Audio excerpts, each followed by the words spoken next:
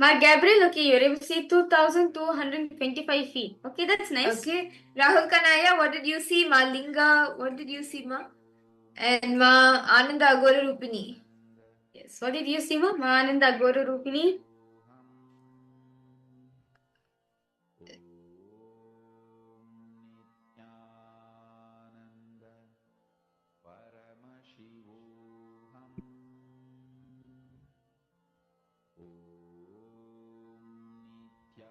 Nithyananda, Ma Shobana Saxena.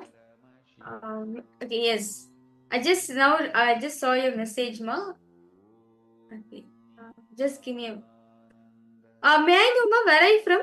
Where are you joining us from, ma? Ma Shobana Saxena?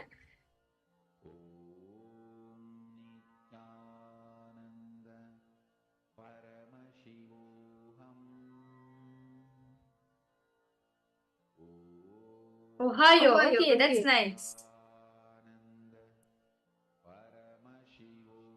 Well, ma Shobana Saxena, I request you that you can actually participate, ma. As Yes. now, Today we're in day 2. You can continue from here. You can join and attend all the sessions.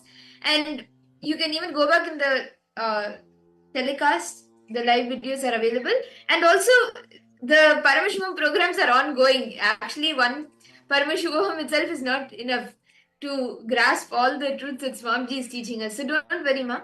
From now, you can sit and continue to attend. And any questions you have, we'll help and we'll answer those questions for you and help you to the best we can. And okay.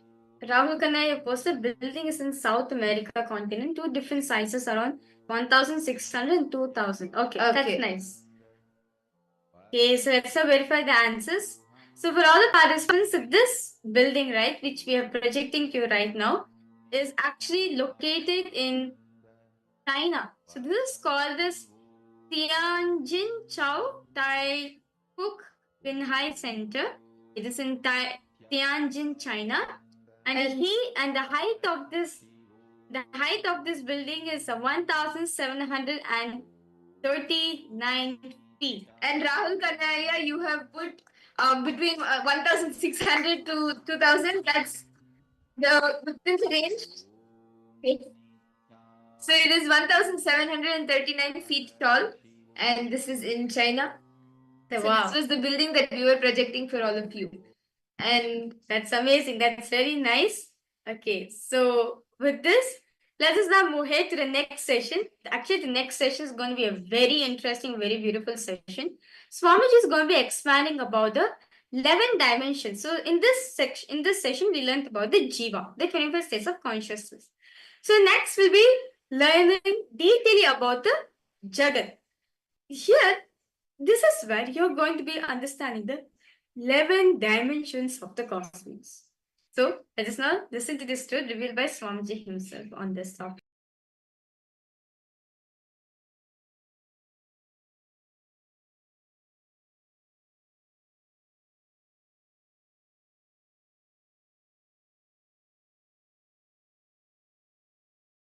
Hindu tradition is a powerful knowledge source. Understand? Thousands of years before Mahadeva has spoken about this 11 dimension. Modern day science is still sitting with the 5th dimension. Mahadeva has gone to 11 thousands of years before. And you need to know, in Hinduism, 11 genders, not 3. West talks only about 3. Male, female, and the whole thing, everything they classified into LGBT. In Hinduism, 11 genders. Male biomemory in female muscle memory. Male muscle memory in female biomemory. And same way there's a clear description of experiences of these 11 dimensions. If 25 states of consciousness knowledge is shared with the world, whole psychology, psychiatry, this department will collapse. About everything.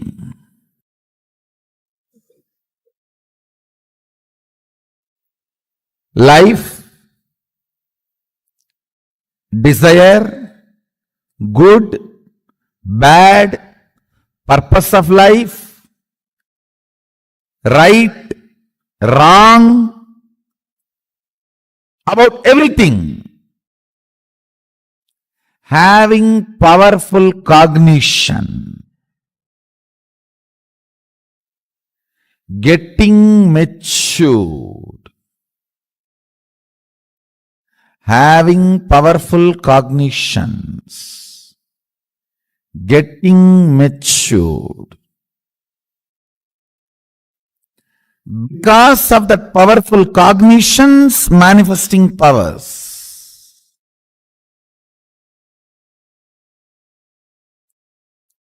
Now, giving powerful cognitions to you about the universe is introduction to 11 dimensions of the universe. Listen, the modern day so-called science is able to understand only 4 dimensions: length, breadth, depth, time.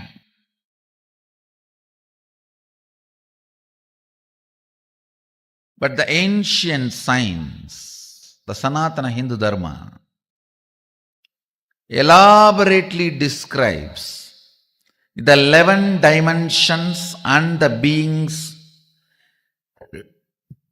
exist in the 11 dimensions: length, breadth, depth, time and space. These are the 5 unit dimensions, and the permutation combination of that 5, length, breadth with the time space, breadth, depth with the time space, length, depth with the time space, the various permutation combinations of these 5 basic dimensions forms 11 dimensions of the universe. Let me introduce the first dimension. Dimension means aspect of the universe. See, 25 aspects of you only is the 25 states of consciousness. So now internalize. 25 aspects of you is the 25 states of consciousness. 25 aspects of you is the 25 states of consciousness. 11 aspects of the universe is 11 dimension. 5 aspects of God is Panchakritya.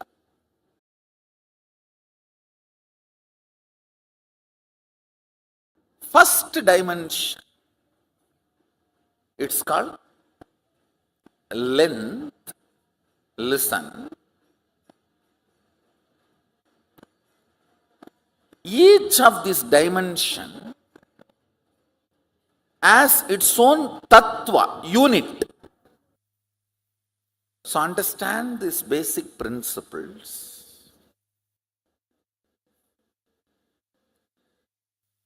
Length. Length means anything which flows with a systematic certain logic. Whether 2 plus 2 is 4, or if you add this acid and this acid, this is the product, comes out. This chemical and this chemical, this is the chemical, comes out. Anything repeatedly flows in the same logic is length dimension. Whether 2 plus 2 is 4 or the Ganga moving from Gangotri to Ganga Sagar. It's all logic. Listen carefully.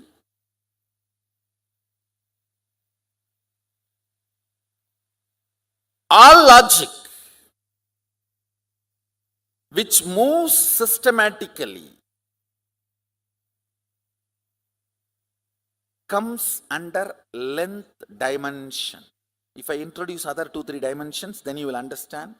You will be able to grasp the depth of each dimension.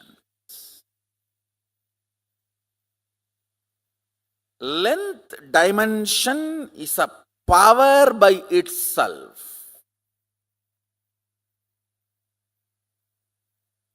If you master the length dimension, anything which works as per the logic will be under your control. You are master of it.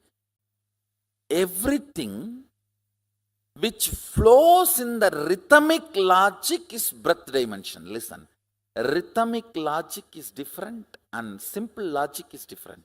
Simple logic is length. Rhythmic logic is breath. Breath does not mean it does not have a logic, and it does not mean it is a rigid logic.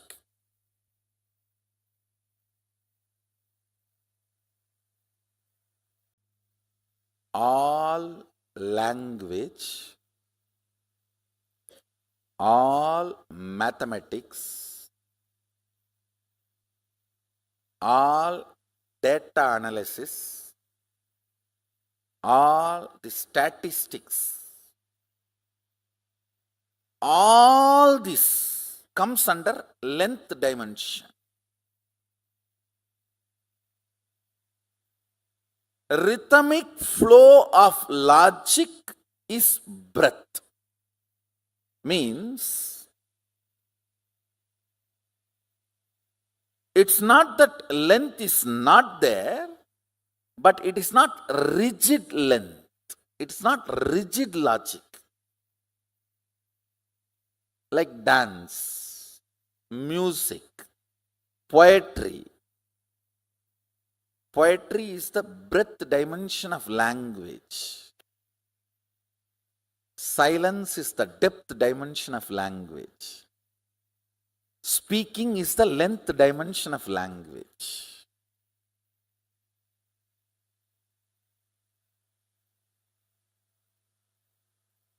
Mathematics is the writing dimension of length. Painting is the breadth dimension of writing. Yantras are the depth dimension of writing. Listen, now I am giving you a very important understanding. You need to come to these cognitions. That is why the lessons about the 11th dimension. These cognitions are needed. Actually, I am teaching you how to come to powerful cognitions with this 11th dimension. With this 11th dimension, the two important results you need to achieve. Mahadeva says the first result is manifesting powerful cognitions, then manifesting powers. Listen, there is a big difference between these two. Listen carefully. If you read through third eye, it is manifesting powers. If you realize if my third eye is available for me, it is available for me because my third eye is connected to Swamiji's third eye. It means I can connect with his third eye. If I can connect with his third eye, I can connect with anyone's third eye. And using anyone's third eye and starting reading is manifesting powerful cognition. The rhythmic flow of logic length is breath. All the actions and activities of heart and art,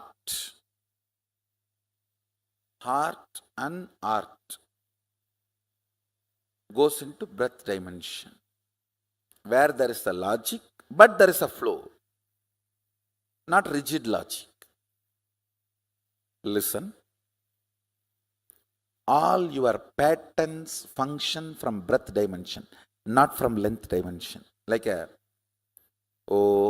I sit in cold, tomorrow I'll get fever. Because my father had diabetes, I will. Rhythmic flow of the body language is dance. Rhythmic flow of the verbal language is poetry. Rhythmic flow of the sound is music.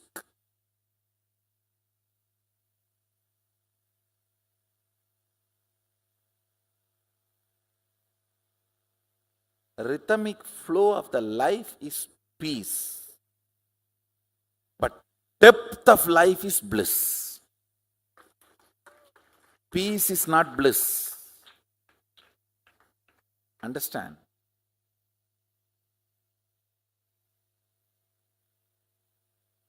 Powerfulness of the length is relaxation. Powerfulness of the breadth is peace.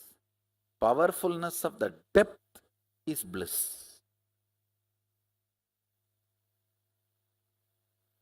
Length is your logic. Breadth is your emotions. What is emotion? A logic out of which you functioned many times, now you automatically function based on that logic is emotion. Packed logic is emotion. How many of you are understanding what I am saying? You know, in this situation, this is the way you have to behave. Because many times this is the way you have done.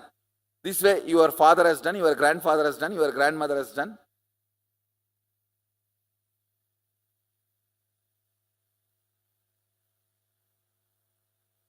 Length repeated again and again, which became your muscle memory, is breadth.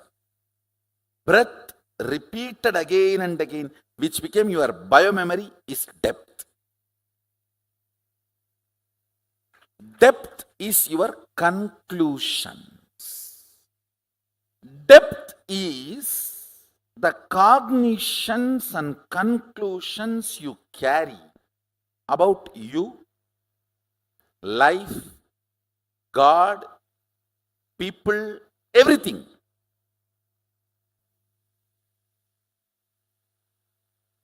I'll repeat. Logic of you and the universe is length dimension. Rhythmic logic of you and the universe is breadth dimension. Cognitions from which the logic and rhythmic logic of you and the universe manifests is depth dimension. Listen. Listen to the fourth statement. Time, kala. Time is a rough word, English word. Let me use the word kala directly. Kala, that's the fourth dimension. No difference between your kala and kala of the universe.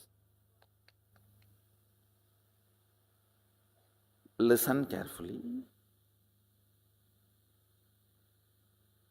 Anything which makes you feel universe's time is different and your time is different is not you.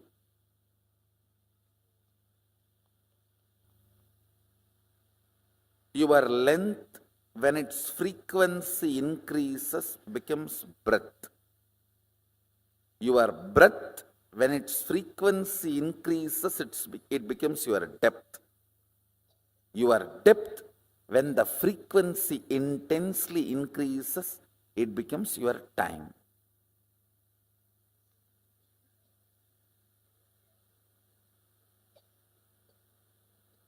In breadth, length is included. In depth, length and breadth is included. In time, length, breadth, depth is included. This fourth dimension is the space where your so-called normal human life faces a breakthrough. Time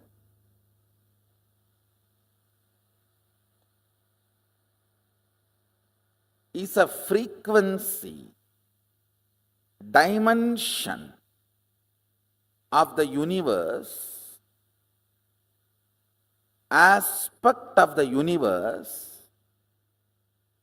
where you and universe are reverberating in the same frequency.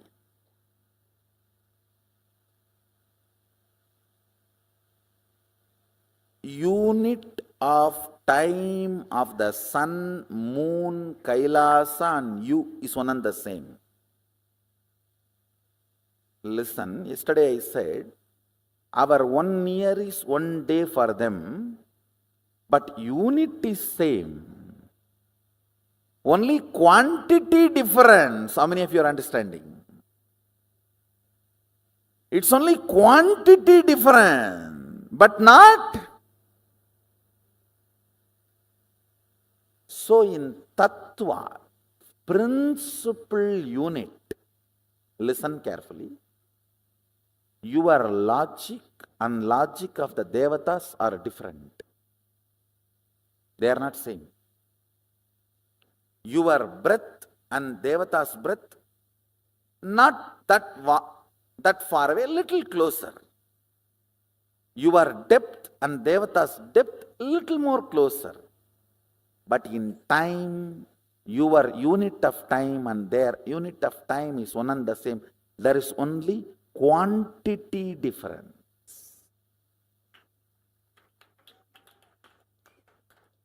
Tattva, fundamental principle unit is same. How many of you are getting it?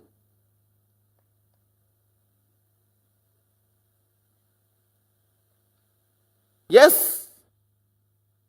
For us 1 year is their 1 day, but our 1 year is 1 day for them. It means what? Unit is same. Your remembrance of you powerfully associated to some subject or not associated to something. For example, you may remember you powerfully by feeling, I have a young body. You may remember you powerlessly feeling, oh, I don't have a bank balance. If you associate yourself with some things, you remember you powerfully. If you associate yourself with some things, you remember you powerlessly. How many of you are understanding this? This binary is time. That's all. Catch it. Listen. This binary is time. Kala. Kala, Sanskrit word, means jumping between associated powerfulness and associated powerlessness. Understand. Listen carefully.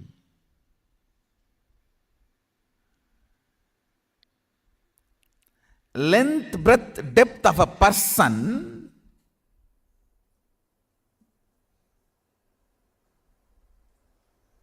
is not he. The space he carries is he.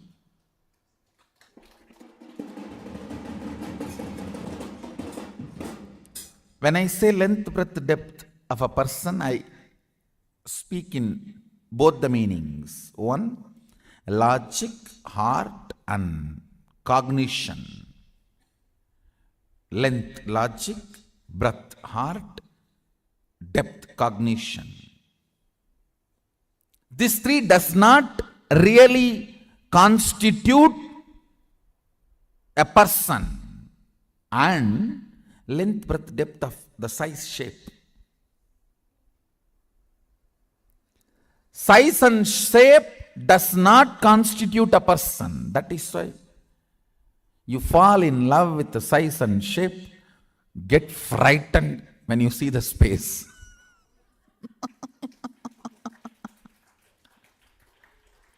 Get thoroughly terrorized. Getting mesmerized by the size and shape and getting terrorized by the space is called marriage. A full cycle of marriage is getting thoroughly mesmerized by the size and shape, length, breadth, depth, and getting thoroughly terrorized. I have seen some of the people getting terrorized by the marriage so strongly, they decide forever in any janma no marriage. A lot of people are deciding that. That is why more and more by birth the attitude and aptitude moves away from male female. Length, breadth, depth does not constitute a person.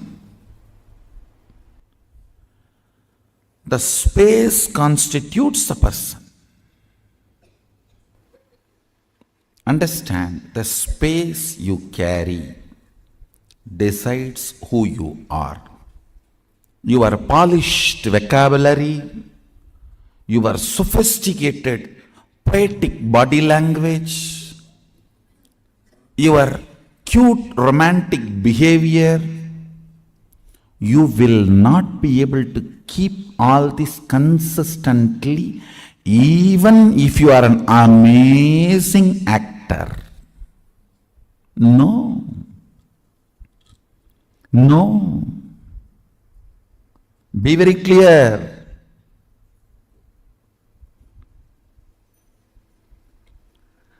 The space you carry, its smell, its flavor comes out of you like energy.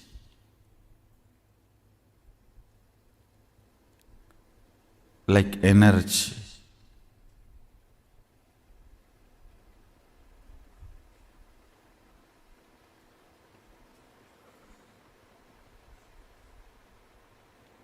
Many of the Indian restaurants use this as a tactic. They release a certain masala flavor. That whole area will have that masala flavor. The moment you enter that zone, you will feel like eating. That is also again like a marriage only. You go to the restaurant and you order what do you want. Then when you see what the other person has, you always wish you had ordered for that. And the other person is feeling the same.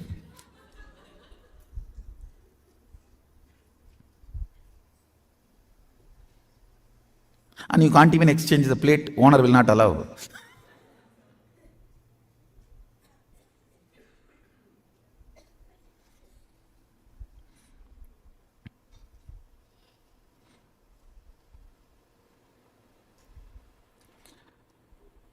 The smell, the flavor of your space, the flavor of your space is what I call Shakti. Understand? The explosion happening in your inner space is Shakti. Please listen. This is the good news for you.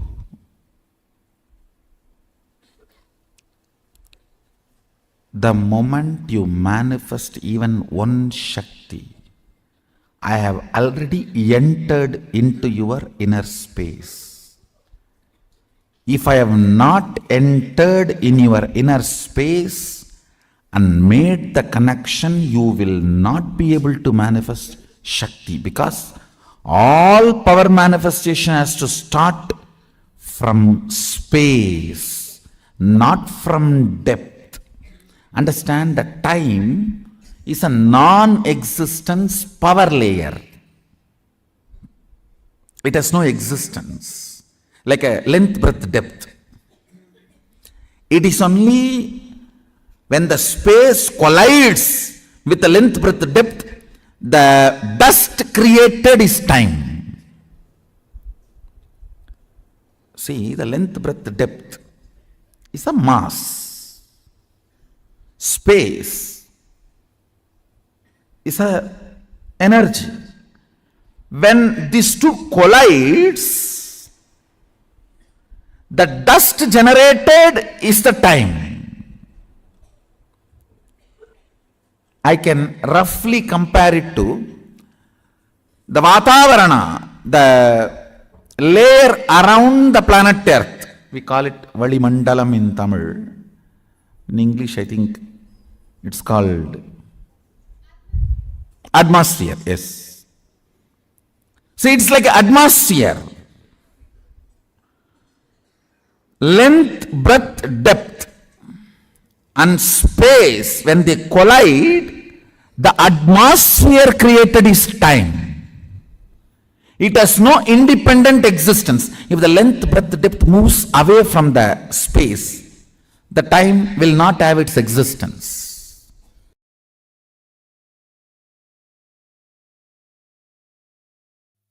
Listen.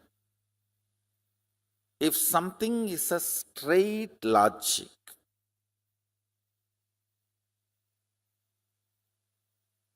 it is called length dimension. Almost there is no blind spot. Same way, there is no depth. Listen carefully. Playing your whole life in length dimension is like a ship in the port, shipyard. Safe, but ship is not built for it. Ship is safe in shipyard, in port, but ship is not built for that. You are always safe if your life is based on logic, but you are not built for that. Anybody who feels secured by the logic dimension's abundance is foolishly feeling secured. Please listen. If you are cognizing you are very secured because of the bank balance zeros you have, electronically generated zeros in the bank computer screens by the exploiting ignorant stupid guys,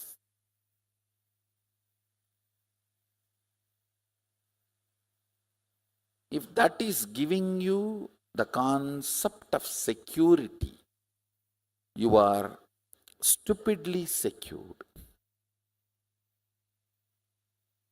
I am not saying that money cannot give you comfort. Yes, it can give you many things which you cannot buy without it, no doubt. But if you cognize that is going to give you a complete security in life, you are fool. It can give you painkiller, it cannot remove pain. Bed is not equivalent to sleep.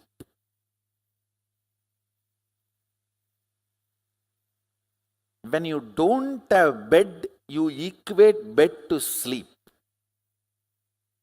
Only if you have multi-bedroom house, you will understand bed is not equivalent to sleep.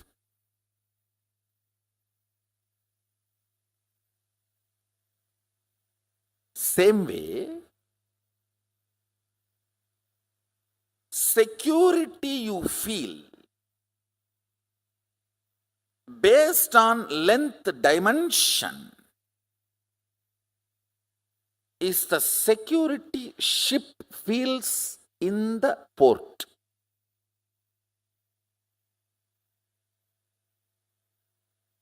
Is that security for the ship? No. Security of the ship is its ability to handle everything of the ocean.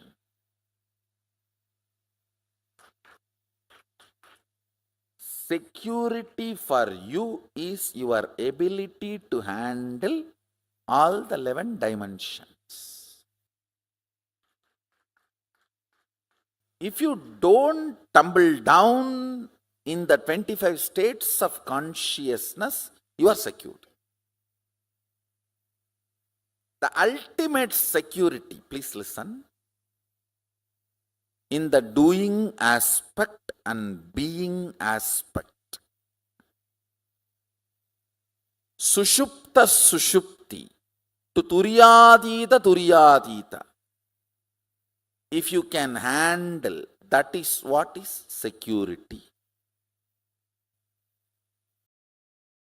With introduction to the 11th dimension, the intensity of your powerful cognitions will just shoot up. Understand? The amount of powerful cognitions, all of you need to understand the meaning of the word powerful cognition. For example, if you see somebody dying, are you going to cognize it as powerlessness, shaking, fear? Are you going to cognize the situation with a powerfulness? That is the way the reality is. What next? In every situation, cognizing with powerfulness, whether health, relationships, love. Listen. Knowledge and understanding, even if it is intellectual, knowledge and understanding of this 11th dimension makes many of the suffering caused by others and the sufferings you cause to others redundant. Only a person who understands 11 dimensions of the universe can be non-violent, can be really non-violent. Understanding about this 11 dimension will make your existence frequency intense. Understand, life should be like everything around you should be just vibrating with you. The moment thought comes, an idea comes, a cognition comes, the whole nature should cooperate and make it happen. Introduction to 11 dimension itself is to show you your multiple possibilities.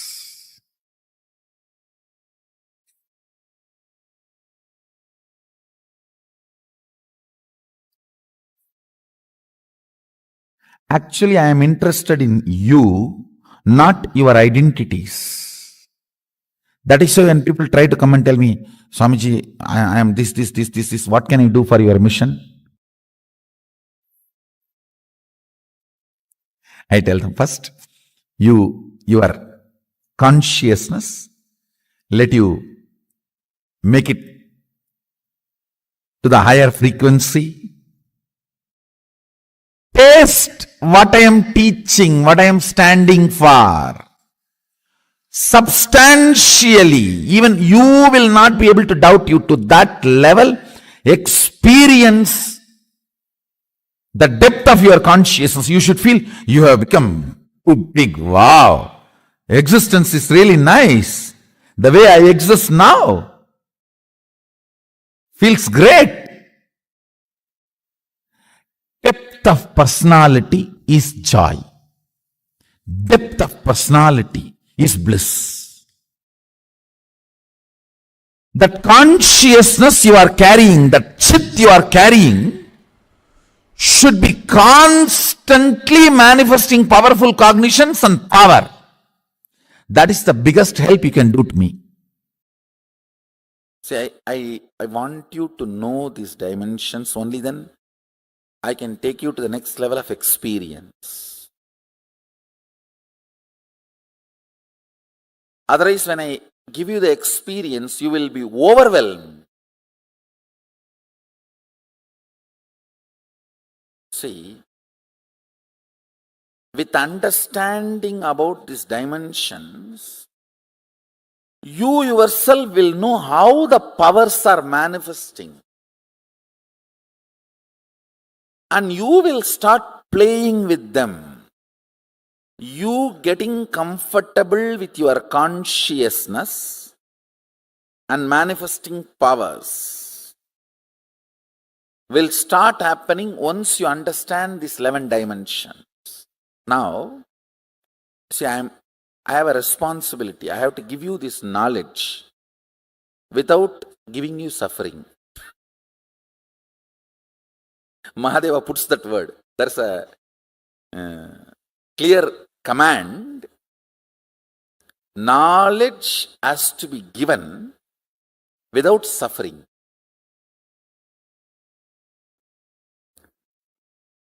Listen, first thing you need to know about the universe because you are living in universe. Ignorance is no way cute and ignorance is not going to save you anywhere. Second, why I am teaching about this fundamental units of the universe, 11 dimensions, because understanding about these 11 dimensions will make you manifest multiple powerful cognitions and powers. I'll repeat. See, manifesting powers of third eye, like reading through your third eye, scanning through your third eye is power. But understanding the fundamental principle, unit, tattva, why you are able to do? Because you connect your third eye with a third eye which is already awakened, your master's third eye which initiated you. And that third eye is connected with all the existing third eye. Then, the power you manifested through your third eye is not limited to your third eye. You can read through any third eye. That is what is powerful cognition. Understand? So today you are going to manifest powerful cognitions. Only then you will understand how understanding about these multi-dimensions makes you start functioning in multi-dimension level. Understand, my purpose is individual, having a breakthrough in consciousness and feeling you have now become multiple. Like earlier, if you felt you are in your body 100 unit, it should just become million unit. You should feel, wow, million unit, I am in my system now. That's all I am interested in. If you have become million from 100, then you will know the whole dimensions of the universe, possibilities of life, powers of the consciousness. Everything starts manifesting. It's all fundamentally integrating you and making you experience superconsciousness. I am interested in you, not any adjectives added to you.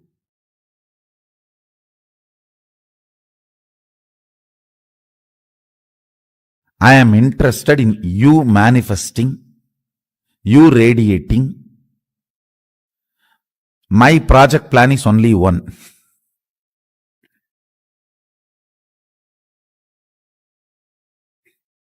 You manifesting, you having a breakthrough. I'll do everything for that. Whether I ask you to eat vegetarian food, or I ask you to apply the aushadas and take bath, or I ask you to do the yoga on the pole and the rope, it is all centered on one. Now, I'm going to introduce you the 11 dimensions of the universe, all only this purpose. Breaking the barriers you built around you and experientially manifesting, not just theory, word.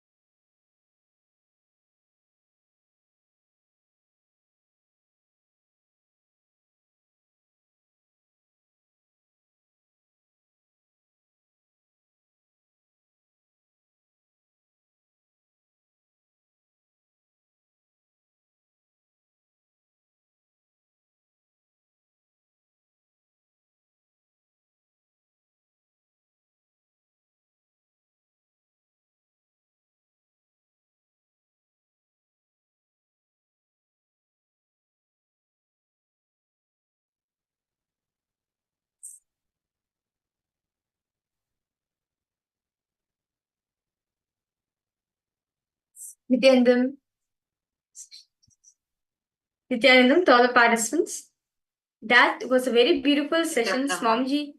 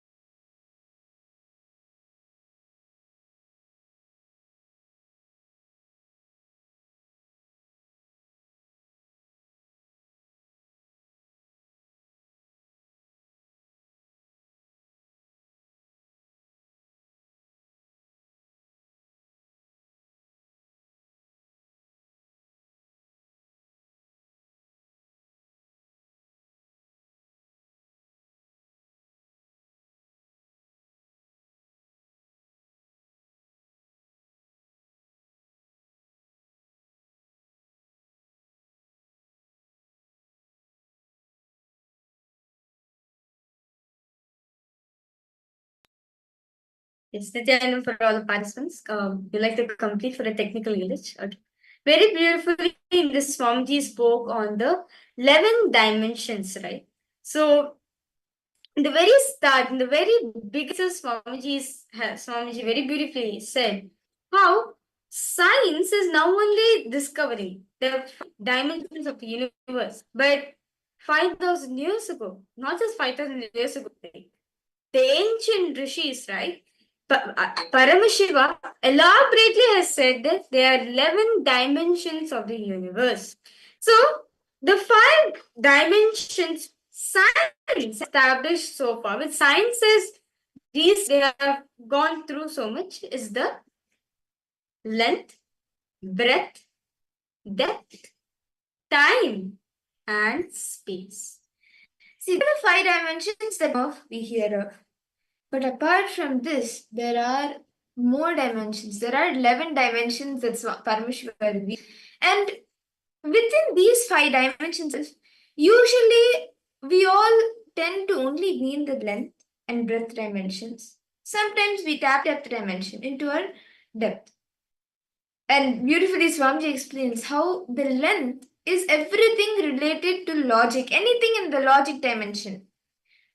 Day-to-day life that you're thinking and all your activities that you do in the logic dimensions, your studies, your work, all of that is like how we were seeing in the power manifestation, the height of the building. Now, if an architect sees that, they can make an approximate. It's this tall, it's this wide, so it would be approximately this many feet.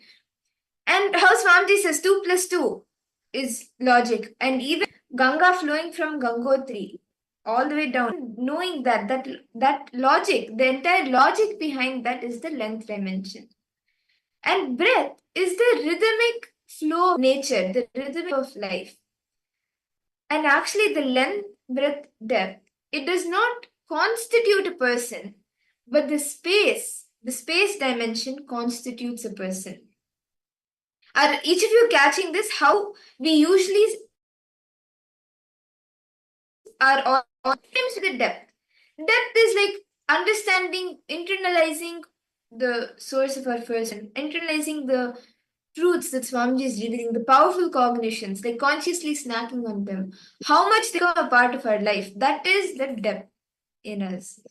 Nithyananda, Ma Shobhana Saxena, nice to see you for the program. I would like to know, is there a reality which you want to manifest? Ma Shobhana Saxena. Is there any one reality which you want to manifest more? You can post in the chat section. So, all the participants, so all of us understood, right? The length, depth, time, space, okay? So, these 5 dimensions put together, actually, there's much more than this, okay? He said there's 11 dimensions. Now, to understand, the length, breadth, depth does not constitute a person. It is only space which constitute the person. What does Swamiji mean by this exactly? See, take an example of a thread. Okay? You have a thread. One thread, right? In one thread, we have 2 ends. If in the same thread, one end of the thread is the logic, is your logic. All the logic you have gotten acquired so far. The end of the thread, it will be the logic of the cosmos, the length dimension. Anyway, breath. All the emotions, all the creativity you go through in your life. The other side of the thread, it is the breadth dimension of the cosmos. Now, the depth dimension, all the cognitions which you cherish so far, all the identity, cognitions. The other side of the thread, it is the depth dimension. Swamiji says, all these 3 does not constitute the person, does not why a person is, yes, okay, we may think logically, they only will length, breadth, depth, if you can constitute a person, right? But no, it is only the space dimension. It is only the space dimension constitute a person. So I request all participants now, let us all discover a new dimension. See, actually, we have 11 dimensions, but most of the time, we only limit ourselves only through this 3 dimensions, maximum 4 till time, but not more than that. We can enter into this space dimension. Sometimes we tap into the depth time dimension. See, but it is very important to understand these 11 dimensions because at different points in our lives, like whether it's the 25 states of consciousness or these 11 dimensions, we are living in these dimensions. And that is why it's very important for us to understand and know where exactly we are in when we are in the length, how much of our day is we are in the length dimension, how much of our day we are expressing the breadth dimension.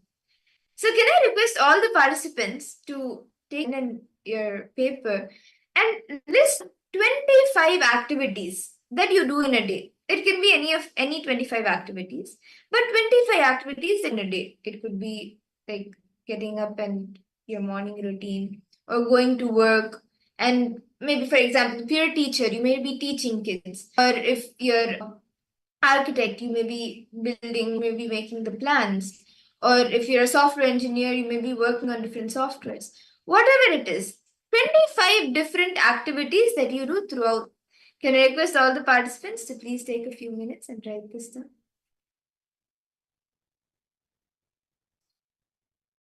Any questions any of you have, please feel free to.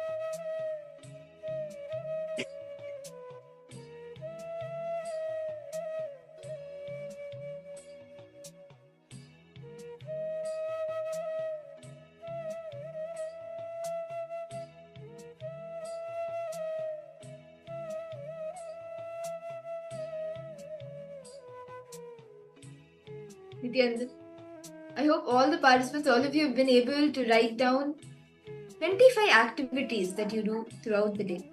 Different activities, it could be anything. And if you're comfortable, you can even share the activities in the chat with us, and you can even post in the private chat to us so we can help you further. See, now what you will be doing is all the 25 activities that you have written, let us take a few minutes to analyze and classify which of these activities are in the length dimension and which are in the breadth dimension and which is in the depth dimension. How much of these activities go towards length? How many of these are we manifesting the breadth in us? And how many of these are we manifesting the depth in us?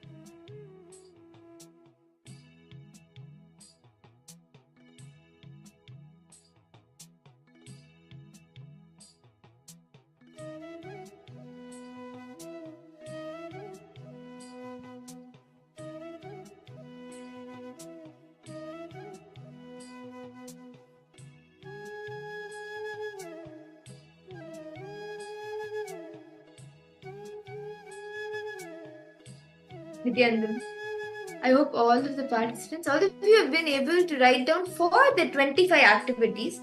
You have been able to classify which are the length, which are the depth, and which are the breadth, and which are the depth dimensions manifesting. Do any of you have any questions still here? And do you want to share any of the activities so you're able to understand more whether it is in the length, depth, or length, breadth, or depth? You're not sure and you want a little bit clarity on it? Yes. Ma Shobana Saxena, Nithyanandamma. Yes. Ma Kaili Wong. Ma Ananda Gore Rupini. Ma Wang Hanyo. Okay. Rahulaya, any questions you have here?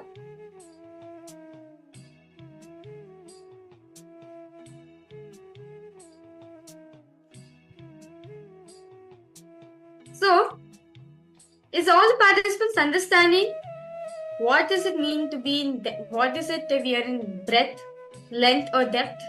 Any questions, any doubts, all of you having? Do feel free to post in chat section. That's no problem. Okay, you found no breadth dimension. Okay, could you post few of the activities that you do, Aya? So you can even post in private chat. We'll not read it out. Yes, Puja and Yoga is depth dimension actually. It's actually beyond depth dimension. See, anything related to arts, painting, dancing, singing, poetry, where you experience the rhythmic flow of nature, that is the breadth dimension. Or it can also creativity. Or it can also be the times where you experience deep emotions in your life. Like you're going through some emotional pain, suffering.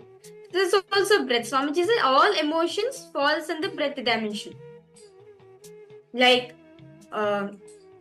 you feeling sympathy, or you feeling some kind of emotion for your mother or for your sister, like for your relatives, for your siblings. That's also a breadth dimension. Yes. Okay.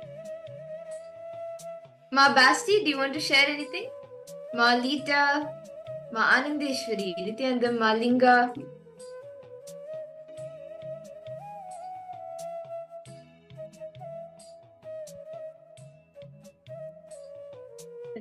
So now all of us, Malinga, yes, any questions you have, Ma?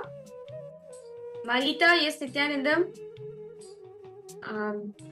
Okay. So now very beautifully all of us identify, right? So all the activities we are doing, whether it's length oriented, breadth oriented, or depth oriented. Now I request all participants now. Now based on this, see, this is only to make each and every one of us aware that which dimensions are we spending more. See, if you're going to spend yourself more time in length dimension, you're going to become a logical person.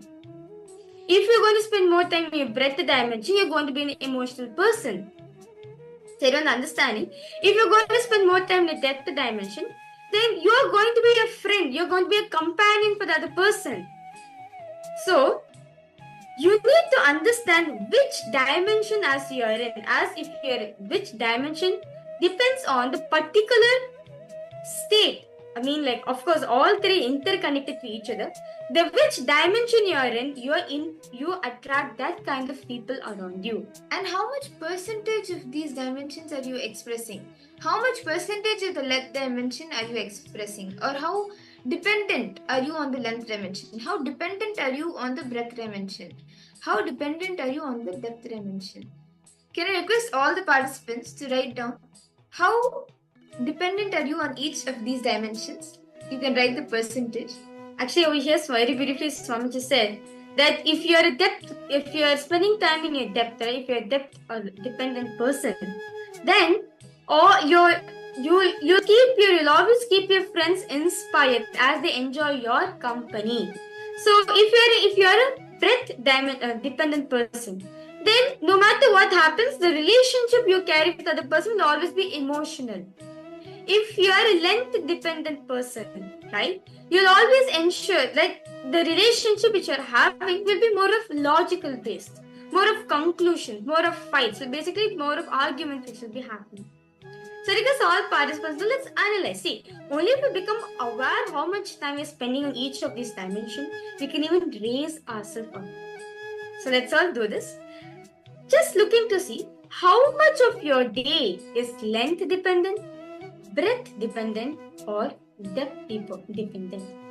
Please internalize it in yourself.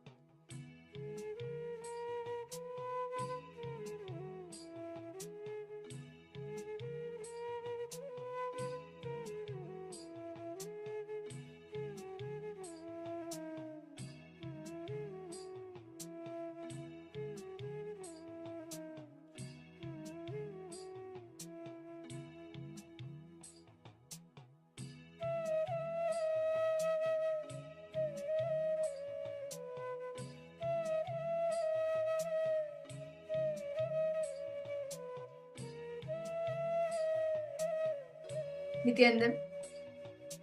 I hope all the participants now, all of you have been able to finish how much percentage you are length dependent, how much percentage you are breadth dependent, and how much percentage you are depth dependent. Can I request all of you to post in the chat how much, like, have you been able to internalize and write down the person? And you can even share how much percentage you are able to come to, how much you are in the length, how much in the depth you are. Myrene Lemos, yes, Nithyananda Ma, welcome for the program. Okay, so Aya, you have posted something.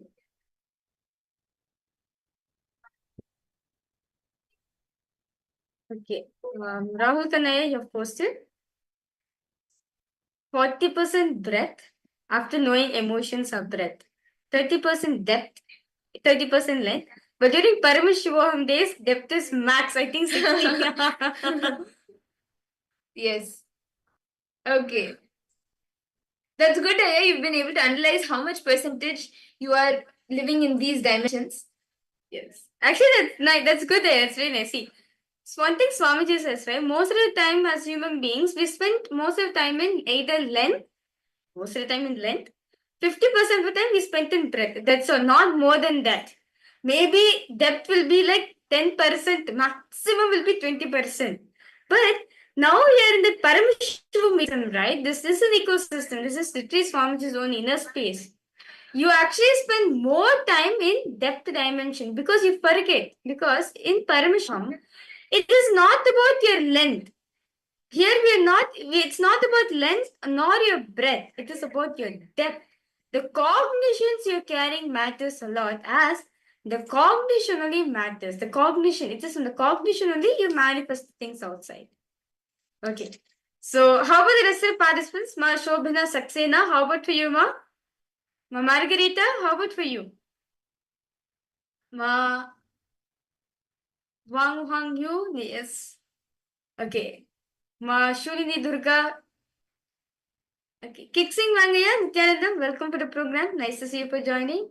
Roman Rishi Jugarnath. Nithyanandam to you. Welcome. Okay. So with that beautiful session all of us had. So now all of us see. In the previous session, all of us understood state of consciousness we are in determines the decision we are making and how our behavior is. Now, by knowing the dimension, which dimension you are at, you actually attract that kind of people around you. You project that inner space also. Understand Swamiji says, Jiva, Jagat, Ishvara, all three are connected to each other. If Jiva, if your inner space is confused, then the world around you, you feel the world is there to exploit you. But and Ishvara, God, you will not be able to relate with him. You will feel distance from him. So the cognitions you're carrying matters a lot. The cognition defines you, which state you are in. So with that beautiful realization, right, with that beautiful session all of us had, let's now enter another round of the power manifestation. This round, we are going to be having a little different. So we are going to be manifesting the power of breadth dimension. Till now, since morning, we have been manifesting the power of length, the logic dimension. Now we'll be manifesting the power of breath, which is the rhythmic flow of nature, like anything in the arts dimension, in the creativity dimension. So what we will be doing is we will be showing all of you the name of a painting, a specific painting. So we will actually be doing the power of GPS. Okay. So this is going to be the power of GPS. Okay. So basically all of us know, right? If we thought we want to, let's say if you're lost somewhere, what do? You go open to Google Maps and and you want to from this place or the place, the Google Maps will help you. You put the place from where you want to leave to the place you arrive, and the entire map gives you the directions, go right, left, and for these many kilometers. Now what you will be doing is this entire thing, you will not be asking a Google map, but your third eye will be doing the GPS, like you will actually be drawing the GPS and going around to see. We will be giving you two locations. So from place A to place B, you will be scanning the directions, how you can travel there, how you can go to that place. So you will be doing the power of GPS. Okay. You will be drawing the directions on a piece of paper. So we are going to be showing two places for all the participants, okay? Point A and point B. What you're going to be doing exactly through the third eye, you're going to be capturing those two images and dropping it in your inner space and asking Swamiji to reveal the direction. So basically, you're going to be drawing the GPS. You can also tell approx how many kilometers is there, how much, what's the duration, and any sites, like any predominant sites that may be in the middle, that may, for example, if you're in an area where there is a downtown, and there you're going from one house to the hotel, and in between the most predominant place there is the downtown there, like that, any predominant places that are also there in between, you can even scan that till the most, as much as detail as you can scan the directions, the like a left, right, turn, all of that, and also the kilometers, the speed, if you travel in this speed, how much time it may take, all of that, as much as in detail that you can, you will be scanning through the third eye. Okay, so let's now start. So I'm now going to be projecting two pictures for all the participants. Let's now start. So I request all of you to please close your eyes intensely. Connect this one sheet.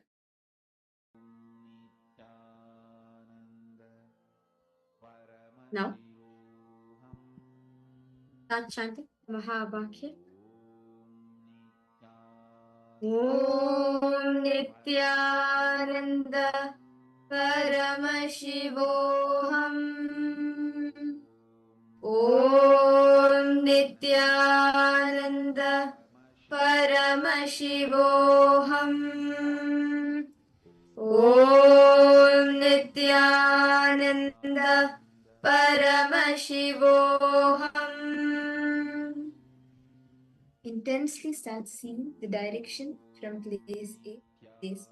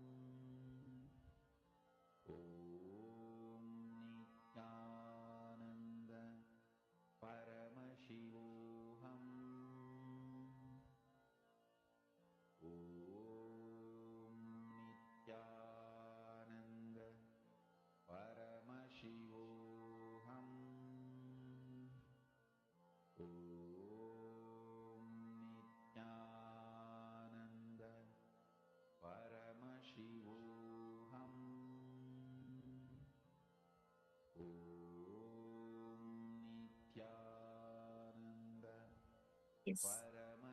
I request all the participants to now post in the chat what did you see as the directions? What was the details Swamiji revealed to you?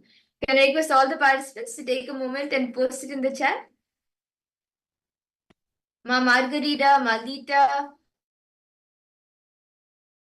Rahana, you, Ma Ananda, Agora Rupini. All of you can post. What did Swamiji reveal to you as the directions from place A to place B?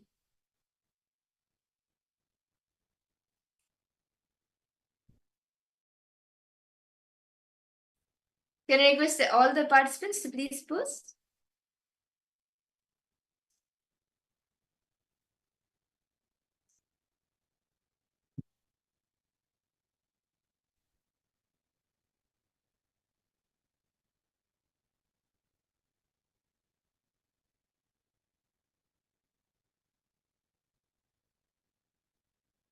Let's see all the answers.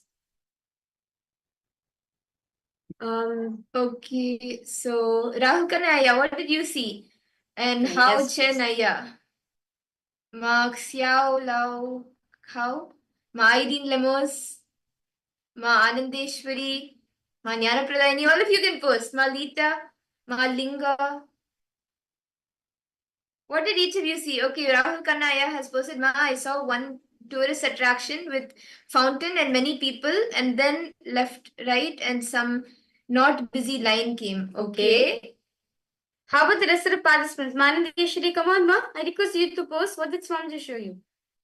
Something Swamiji has shown each and every one of us. I request all participants to please.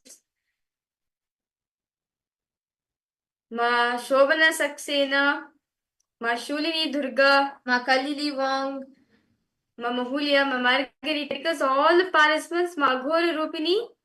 Yes, I request you two to post, Ma. What did Swamiji show for each and every one of you?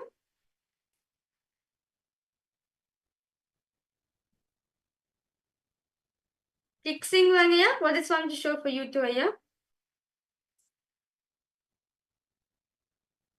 Okay. So shall we all see the answer now? What the direction from place A to place B is? Ma Irene Lemos, do you want to share more before we go enter into the answer?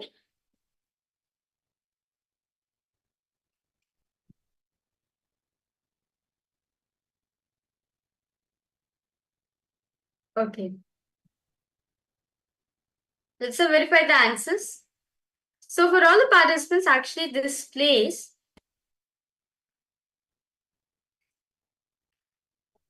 this is actually a very famous place, and this is actually the place A is a place in Japan. It's a tourist area in Japan, and it goes to Riga, which is in Latvia. Yes. So this is in Tokyo, Japan, and it goes to Riga, Latvia. And it is what we have given is actually the flight, the directions for a flight, because these are two completely different countries altogether. And Rahul Kanaya, what you saw, I think, was a little interesting because in a flight, it's not quite really busy. It's just whoever has booked, only those people board the flight. It's not like any heavy traffic zones. So maybe you were able to see less traffic because it's only one lane going in that direction. It's not like heavy traffic like on the roads. So maybe that's why you saw. And both of these places are tourist places. That's a very nice thing to see. Okay. So with this, as we are continuing to manifest the power of bread dimension, do not worry for all the participants. So we are now going to be entering into very participants to take note of this session, because Swamiji is going to be giving this as an initiation for each and every one of us.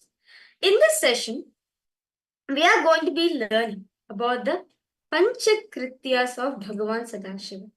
What are the Panchakrityas? The 5 cosmic actions: the Shrishti, the creation, the sustenance, Sthiti, rejuvenation, Samhara, and then putting into delusion, Tirobhava and liberation, the Anugraha. These 5 Panchakrityas, how do they manifest? How does Paramashiva manifest them? We will now be seeing in this session. That is all. Many times we feel, right, how can I be Paramashiva? How can I manifest the Panchakrityas? I'm not even able to handle anything in my life. But Swamiji says that fundamentally we have Paramashiva's consciousness. It is only because of Paramashiva's consciousness only we are even there in planet Earth right now. So we have to understand how the Panchakrityas are happening in our life by understanding how Paramashiva does the Panchakrityas. So this is going to be an introductory session where Swamiji is going to be explaining detailing about the Panchakrityas of Bhagavan Paramashiva. How does Paramashiva does the Panchakrityas simultaneously, spontaneously, and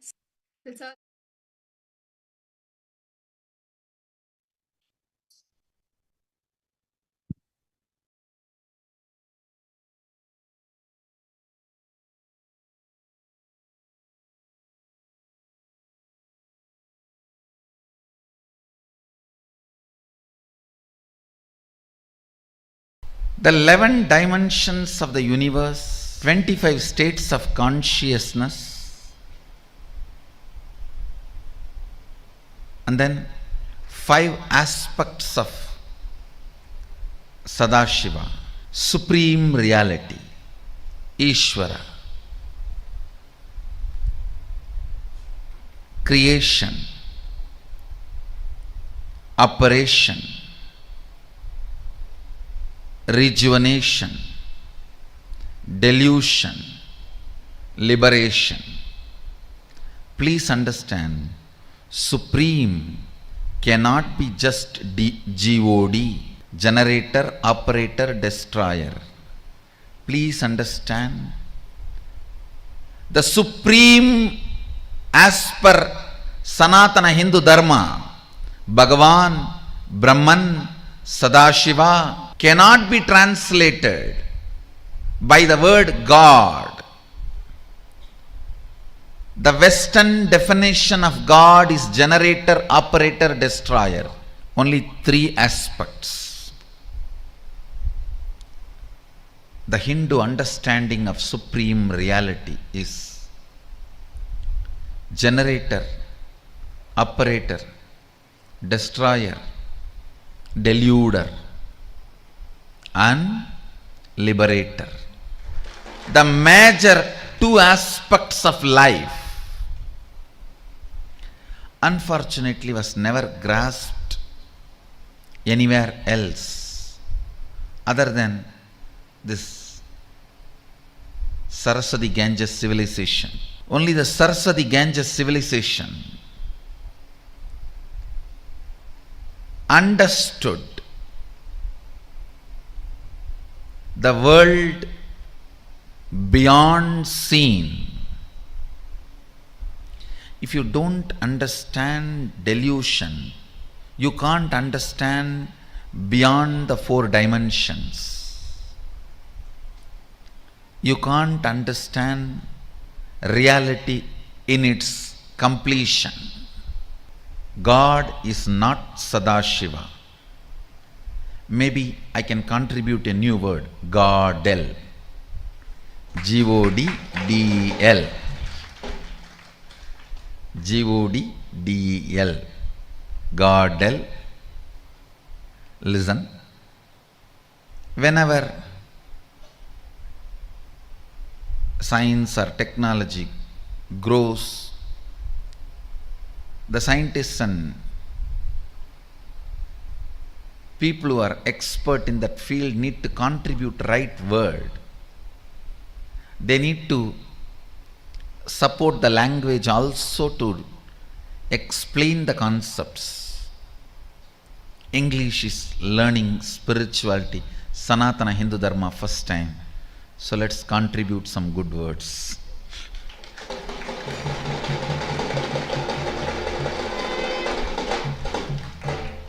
English is learning Sanatana Hindu Dharma from the source, I think first time.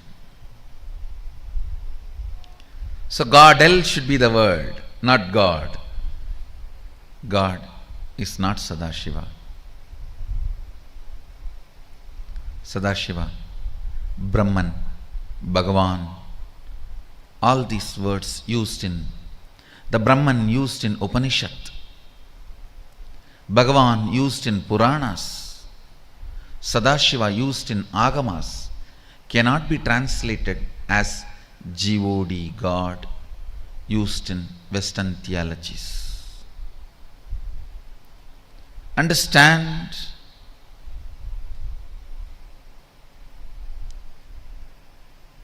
these 5 aspects of Sadashiva in the manifest form is called Ishvara, unmanifest form is Avyakta. Even this 5 is only the manifest form of God El, Sadashiva.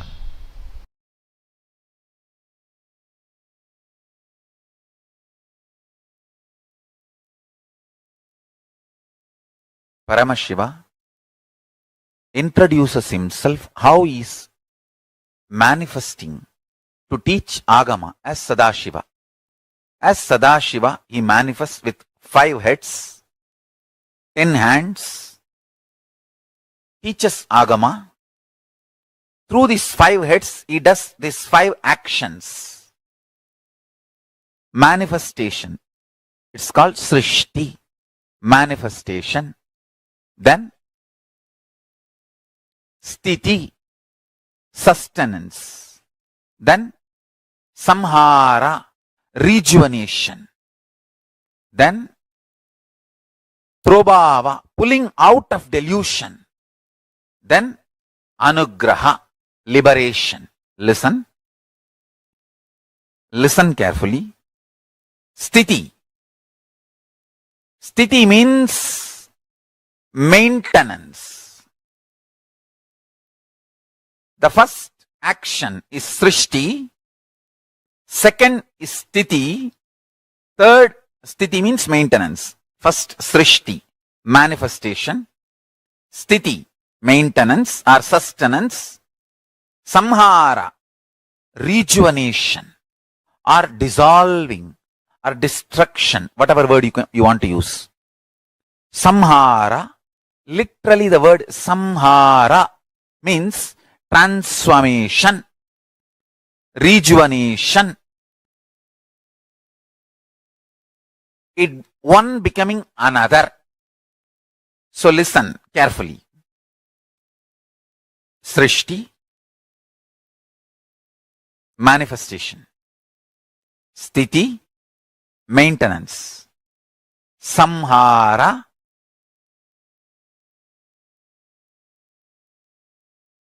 rejuvenation. Prabhava, pulling out of delusion. Anugraha, liberation. Paramashiva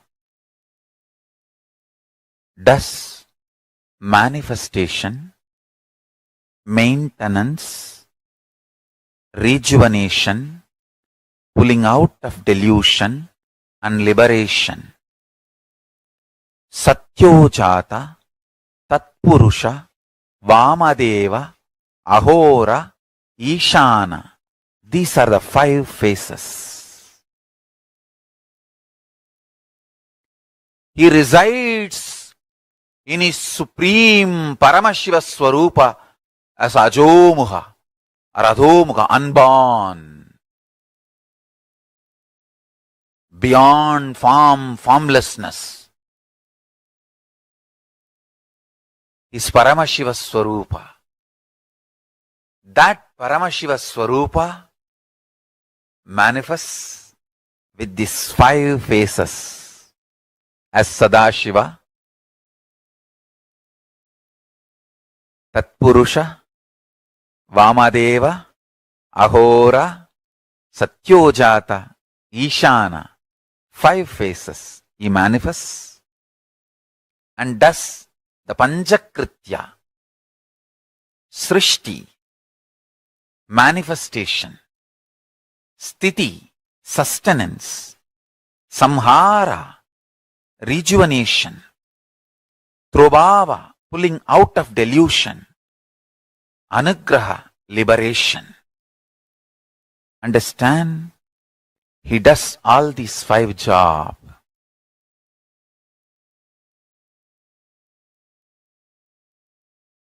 Through these 5 phases.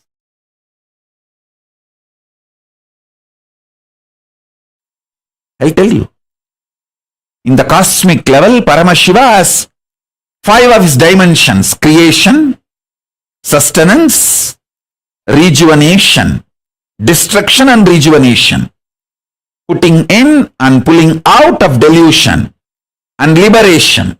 All these 5.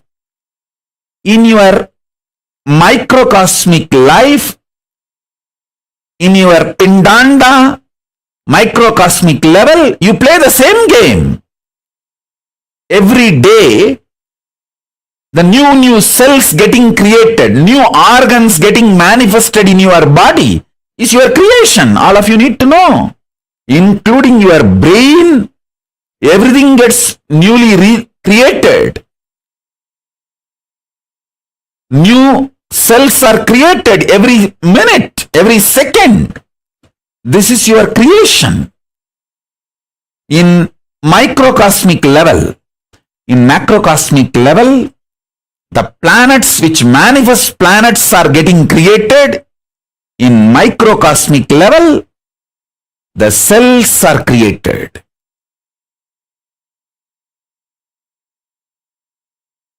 In the macrocosmic level, whatever is created is continuously getting sustained.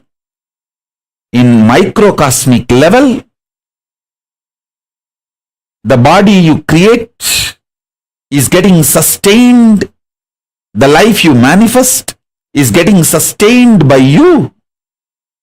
You continuously breathing, inhaling and exhaling, keeping you alive is sustenance, maintenance in microcosmic level.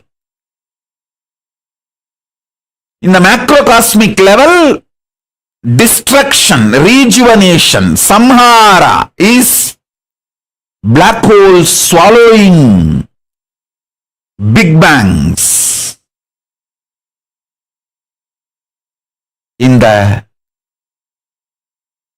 microcosmic level, the old cells getting killed and new cells getting formed is rejuvenation, samhara. In your body, in your microcosmic level, Pindanda level.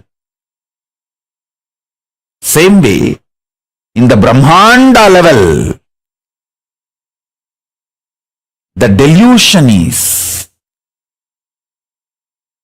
cosmos creating deluges, pralayas to rejuvenate itself, clean itself. You can see the heat wave all over the world. All the Panchabhutas playing and aligning itself. In the cosmic level, this is the delusion. Trobhava going on. In the macrocosm, Pindanda level, you forgetting your existence as Paramashiva, higher reality, falling into the nightmares and going through, is the small scale Trobhava. Delusion in the Pindanda microcosmic level you go through. In the cosmic level, Brahmanda level, liberation, anugraha is Paramashiva himself manifesting as this Nijavadara Nithyananda and making this Kailasa happen.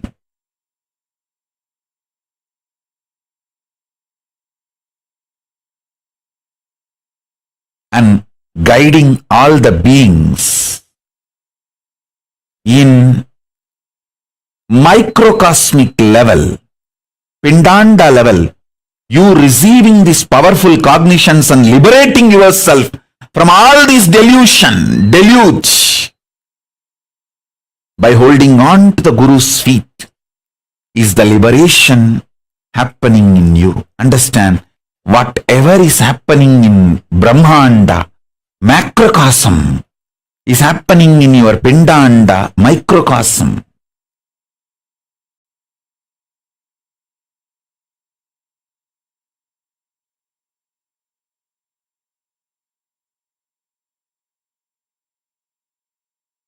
So don't worry about your delusions. Don't be powerless about it. Don't try to work with the facts and figures externally. Don't try to work with the seen. Work on the seer. Paramashiva does 5 action: creation, sustenance, rejuvenation, putting in delusion, and liberation. First 4, creation, he does by sitting in Brahmaloka. As a Brahma, he manifests and creates. Maintenance, he does by lying down in Paramapada as Parandama. Rejuvenation he does as Maharudra in Kailasa, from Kailasa itself. Putting in delusion he does through many of his forms like Bhikshadana. All those forms he took just to put people in delusion. Liberation. For liberation, he always comes down to planet Earth. He has to assume human form. The form he assumes for liberation is Guru. Keeping liberation as a predominant activity, the form he assumes is Guru. Listen. Creation, sustenance, rejuvenation, pulling out of delusion. When you understand the creation, sustenance, rejuvenation does not happen as you understand. Many things what you call as creation actually is rejuvenation. Many things you call as sustenance is actually rejuvenation. Many things you call as rejuvenation is actually manifestation, srishti of many things. In all these 3, creation, maintenance, and rejuvenation, in all these 3, various other dimensions are also there. Realizing that is getting out of delusion. That manifests as liberation. Focus on your first person. You will see how the creation as a multiple components, sustenance as multiple components, rejuvenation as multiple components, you will realize how you come out of delusion just by understanding it, and you will experience liberation.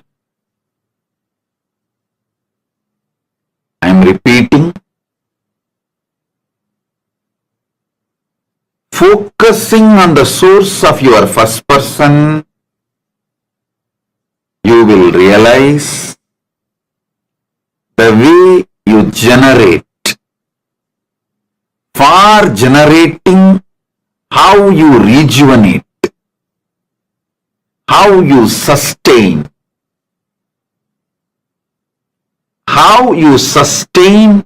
for sustaining, how you create and how you rejuvenate,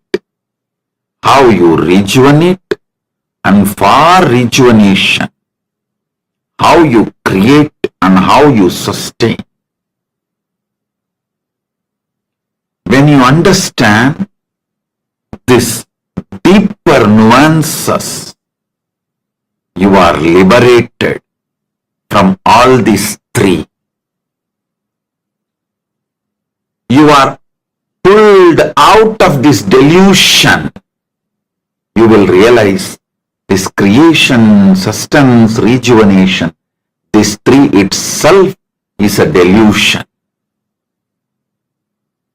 That is what is pulling yourself out of delusion. Then you will experience liberation. Listen, this is the truth, ultimate truth, directly from Paramashiva, from KAILASA. I am revealing this for the first time. So meditate on it. Internalize this. This is Nirvana Diksha.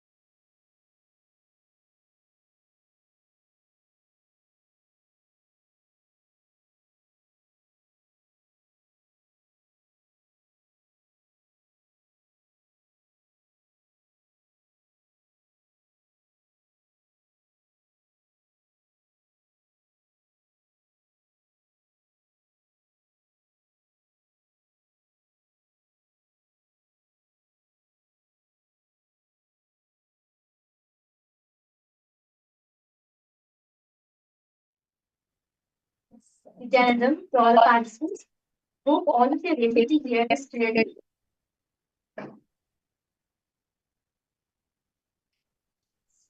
Now, in the space of Paramadvaita, we all listen to the story of how Nandana experienced the space of Paramadvaita with Paramashiva. We also listen to how Swamiji experienced the pure space of Paramadvaita with Aranapura.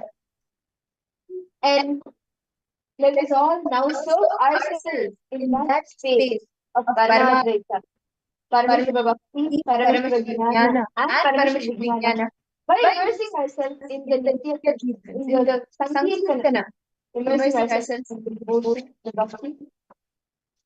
And now, for the participants, all of us are going to invoke the presence of Swamiji in our beings by doing Sankirtana. I welcome and I request each and every one of you to come along as we invoke Swamiji in our being. Joining with me, I have Madhya Arthapurya and Swami, who will be guiding us in this beautiful Sankirtana. So let us all start with the Sadguru Vandana.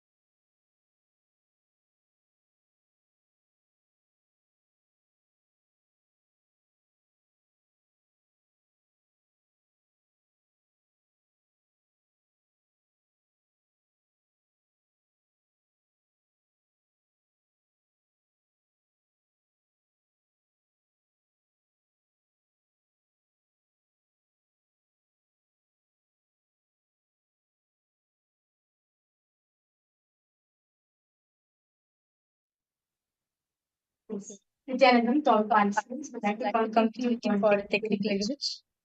Now, let us now enter the beautiful segment by singing the glory of our beloved song.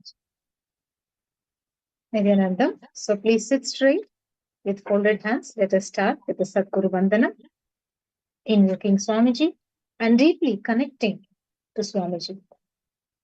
Nithyanandam Paramasukadam Kevalam Jnanamurtim Dvandvatitam Gaganashadrisham Tattvamasyadilaksham Ekam Nityam Vimalamachalam Sarvadi Sakshi Bhutam Bhavatitam Trigunarahitam Sadgurum Tam Namami.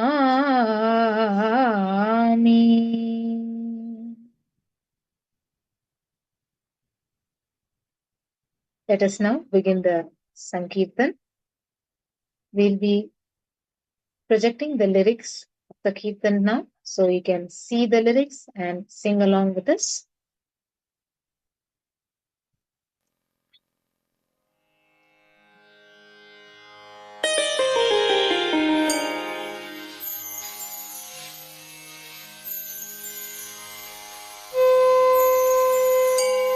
We request each one of you to participate intensely and get involved in the Kirtans.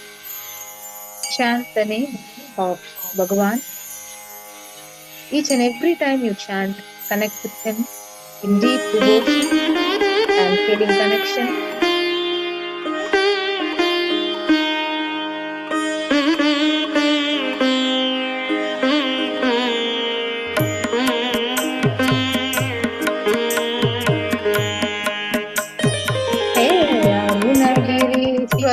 Rupa Paramahamsa Nithyananda He Arunagirishwara Rupa Paramahamsa Nithyananda He Kala Bhairava Rupa Karnavatara Nithyananda He Kala Bhairava Rupa Karnavatara Nithyananda He Sarvadeva Swarupa Punavatara Nithyananda He Sarvadeva Swarupa Punavatara Nithyananda He Adi Guru Nithyananda Paramahamsa Nithyananda He Adi Guru Nithyananda Paramahamsa Nithyananda.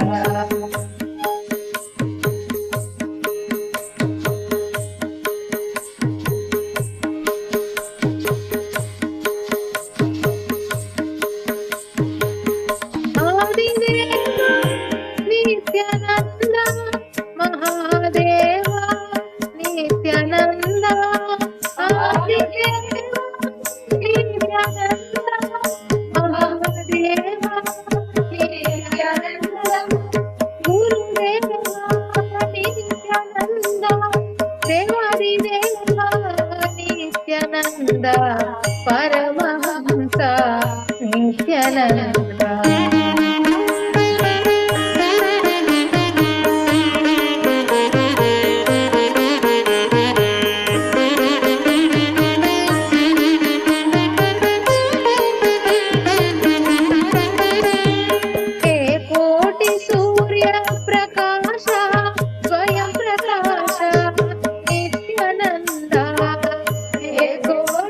Surya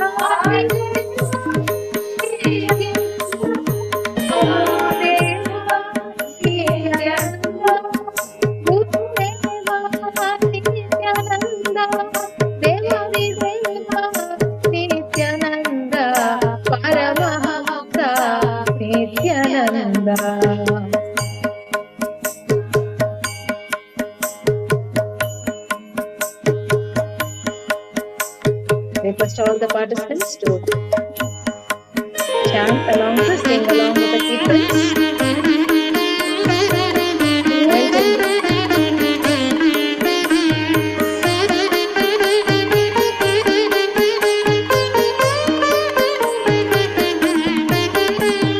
मनमोहक जटा स्वरूपा वीरभद्रेशा नित्यानन्दा मनमोहक जटा स्वरूपा वीरभद्रेशा नित्यानन्दा आरुद्र ताण्डव प्रतापा हे नटराजा नित्यानन्दा आरुद्र ताण्डव प्रतापा हे नटराजा नित्यानन्दा अति सुन्दर दिव्य स्वरूपा परमहंसा नित्यानन्दा अति सुन्दर दिव्य स्वरूपा परमहंसा नित्यानन्दा हे अरुणगिरीश्वर रूपा परमहंसा नित्यानन्दा हे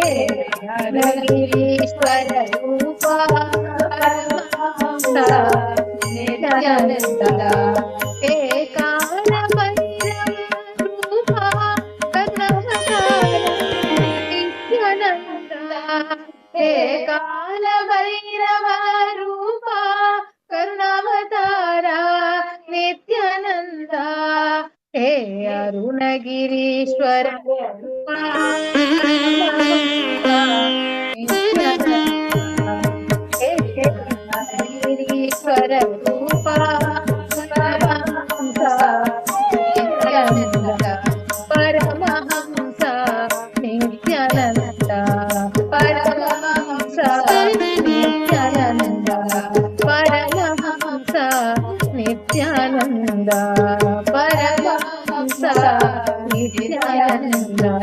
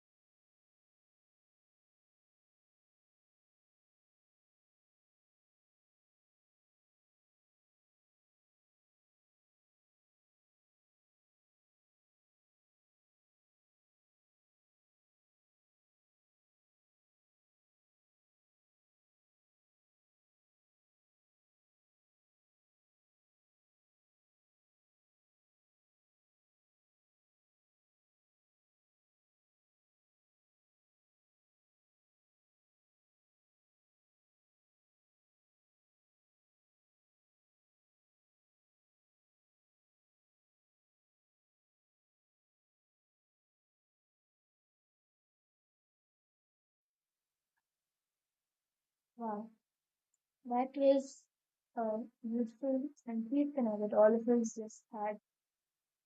And in that same space of bhakti, devotion, each and every one of you have a chance to make that Paramashiva Bhakti into Paramashiva Jnana and even make it into Paramashiva Vijnana. And that opportunity that each and every one of you have is the Paramashiva Sena program. By attending the Paramashiva Sena program, you can make your Paramashiva Bhakti into Paramashiva Jnana and finally, ultimately, into Paramashiva Vijnana. As Swamiji said, Paramashiva Vijnana is Paramashiva, Swamiji, knowing you. He himself, Swamiji himself will know you. And the Paramashiva Sena program, the becoming Rajya Sabha member of KAILASA is an opportunity that you should not miss for any reason. And this program, it's like first, it's one program, the in-house program happening after 5 years. And Swamiji himself is attending to each and every person. Each, like literally, Swamiji is there 24 by 7. 24, not even 24 by 7. Literally, 24 Swamiji is there.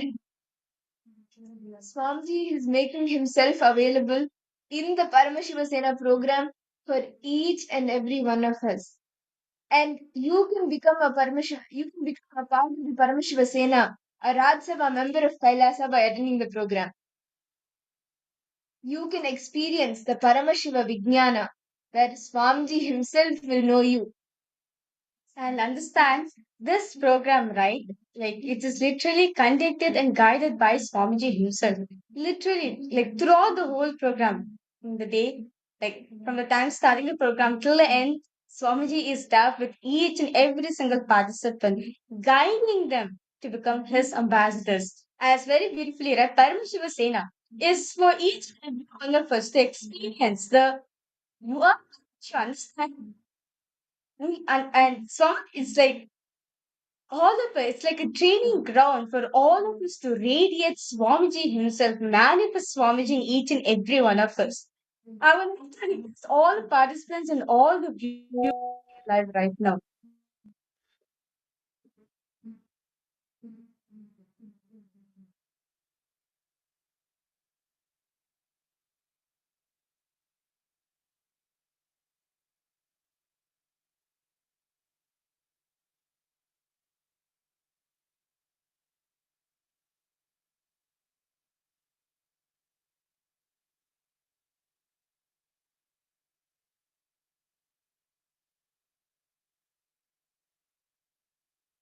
See, understand by becoming a part of the Paramashiva Sena, becoming Paramashiva's ambassador, you get to experience the Paramashiva Vijnana, the space of Paramashiva Vijnana, Swami himself knowing you. And it's such a sight to see how, for each and every participant of the Paramashiva Sena program, each and every question, Swami comes, like he is making himself available. He attends to each and every participant, whether it is the smallest of smallest questions or even questions related to how something, how like the science of how to connect what is Paramashiva Vijnana, how to connect one from another, all of these, any questions, it, as Mavrija was sharing, this is the training ground for you to become an ambassador, Kailasa, an ambassador of Paramashiva himself. And if you have not signed up for the Paramashiva Sena yet, you should, because this is an opportunity that you should not miss for whatever reason. And Swamiji, out of his utmost compassion, has opened like it's over. It's over. It's the next 2 seasons. The next season started January 13th to February 14th, and then immediately on to March 15th. It's like back to back. And Swamiji is attending to each and every one of us. Ma Virupaksha, a person participant like to know when the sessions on the chakras will take place. Okay. Actually, ma detail about this chakras will be happening in the Paramashivoham Level 1 program actually. Detailing it will be happening in the Paramashivoham Level 1 as Swamiji revealed this whole science of the chakra thing. Um, this is the first thing Swamiji revealed, right? So detailing the participant will be learning the Paramashivoham Level 1 program. Yes.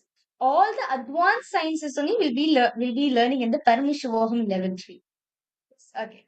Thank you so much. Ma Virupaksha, are you joining the Paramashiva program? Yes. Okay. Ma Swamiji, the next 2 seasons for you. Take steps. Not all the obstacles are there. Just step. Jump. How about for you, Ma Gracina? Ma Stephanie, Ma Leah Kori, Nithyanandam. Why? Ma Gracina, why? What do you think it's not possible? What's the obstacle you're facing? Yes, on January 13th. Yes. Ma Gracina, you're going to be Swamiji's ambassador. Come on, Ma, what's the most blessing you can get? There cannot be a bigger blessing than being Swamiji's very own ambassador, manifesting Swamiji through you, literally being an extension of him, going and enriching people, sharing Swamiji's, like literally embodying Swamiji for the people, enriching them, helping people in every place where they are stuck. And Paramashiva Sena program is on ground training to be Paramashiva's ambassador. As very beautifully Swamiji said, right, in Paramashiva Sena program, literally Swamiji will be knowing understand all the manifest and the unmanifest part of you. Literally Swamiji will know your whole. Literally, if you want Swamiji to know you personally, Paramashiva Sena is for you. As literally like today is like this the 11th day, like the 12th day of or the 12th day of the Paramashiva Sena program.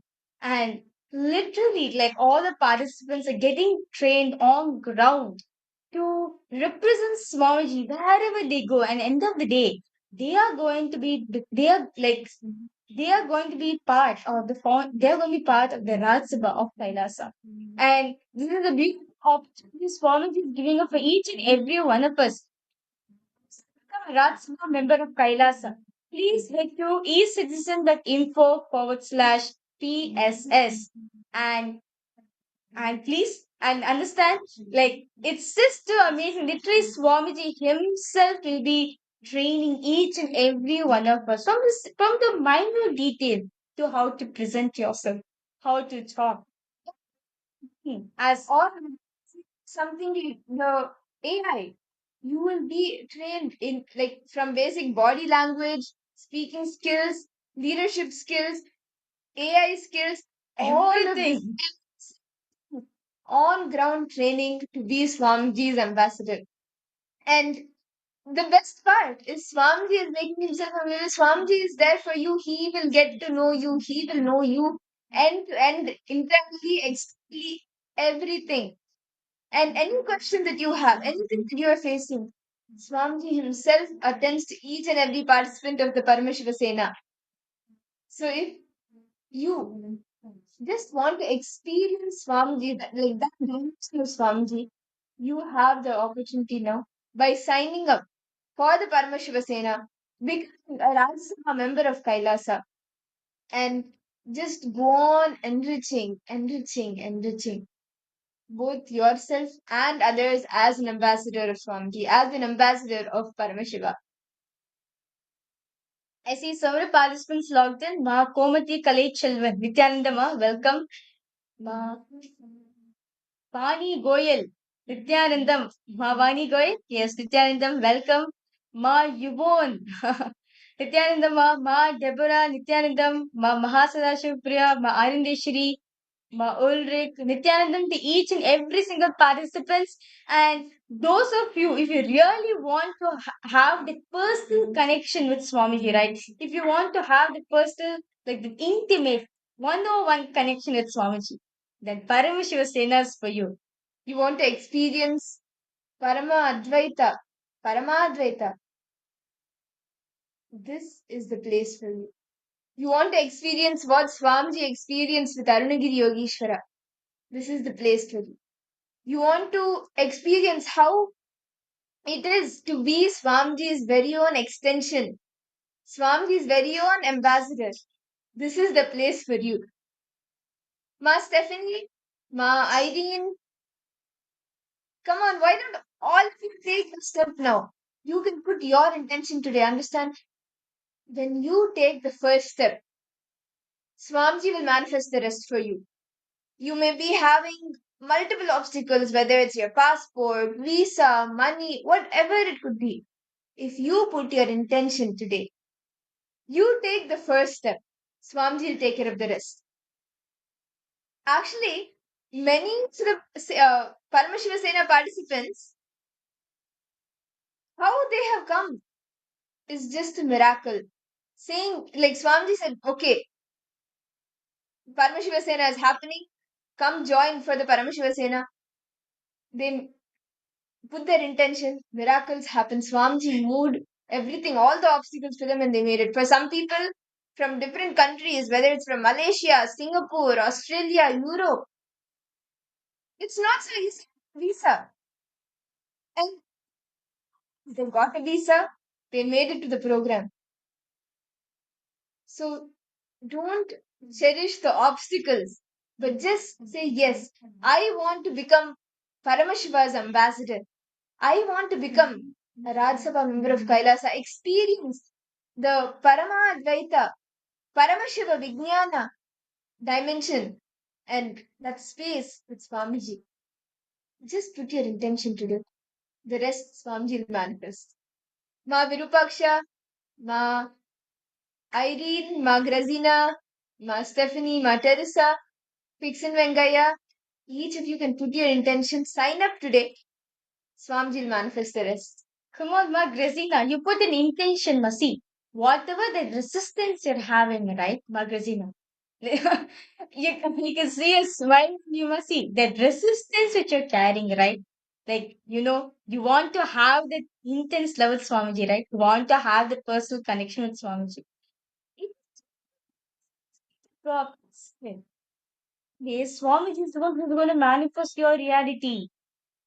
You may think, okay, how is it possible for me? I need to travel, I need to arrange the funds, and yeah, whatnot, right?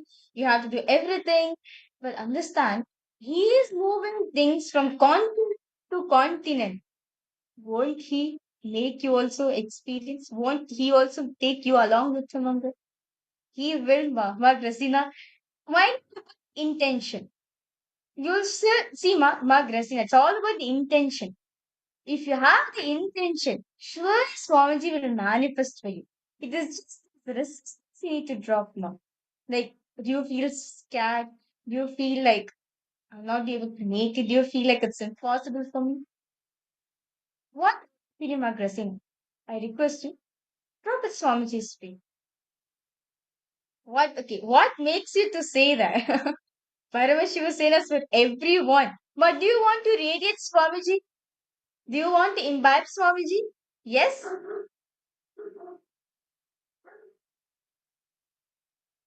Yeah?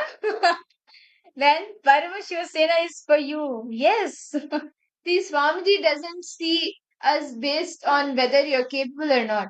He makes you capable enough to become an ambassador.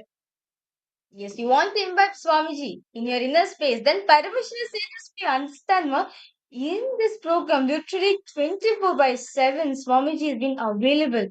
Swamiji is being available for all of us, literally attending to each and every one of us.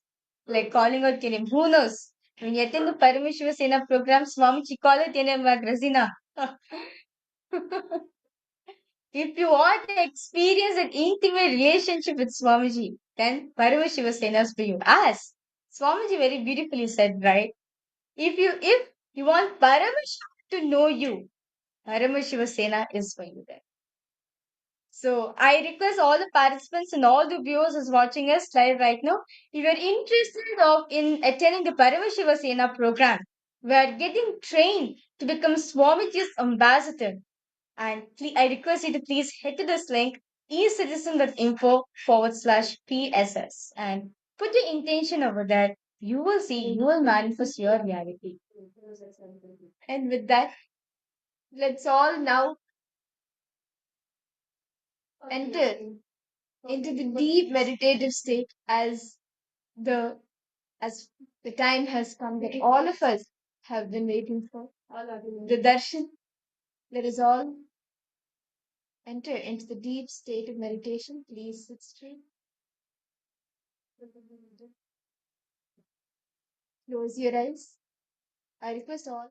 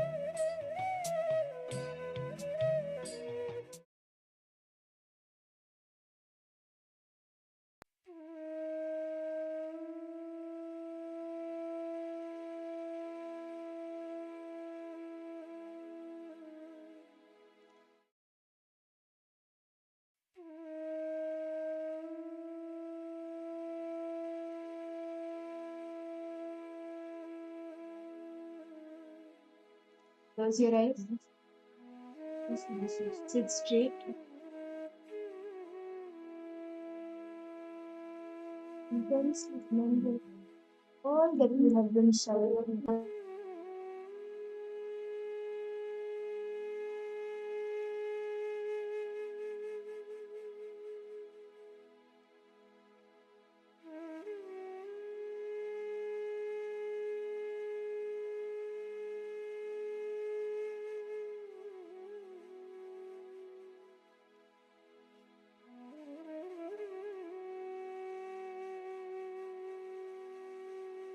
In the pure space of gratitude.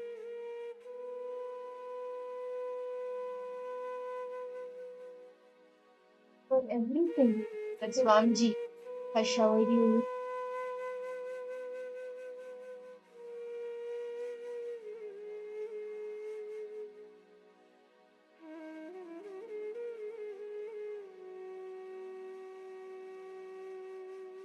Everything Swamiji manifested in your life. How did he come into your life? Transform your life.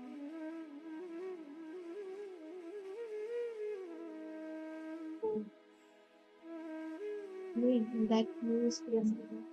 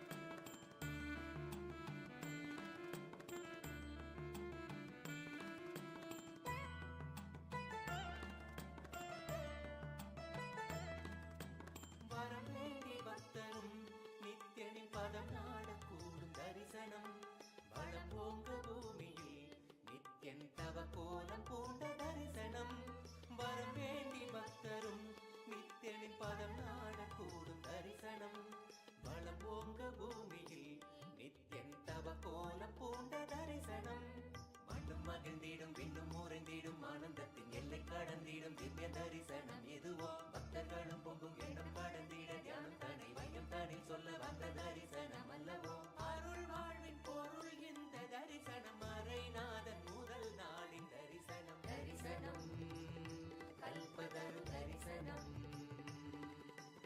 ஞானபீட மகாசம்ஸ்தான சிம்மாசன தரிசனம் தரிசனம் நித்யானந்த தரிசனம் ஞானபீட மகாசம்ஸ்தான சிம்மாசன தரிசனம் தரிசனம் கல்பதரு தரிசனம் ஞானபீட மகாசம்ஸ்தான சிம்மாசன தரிசனம்.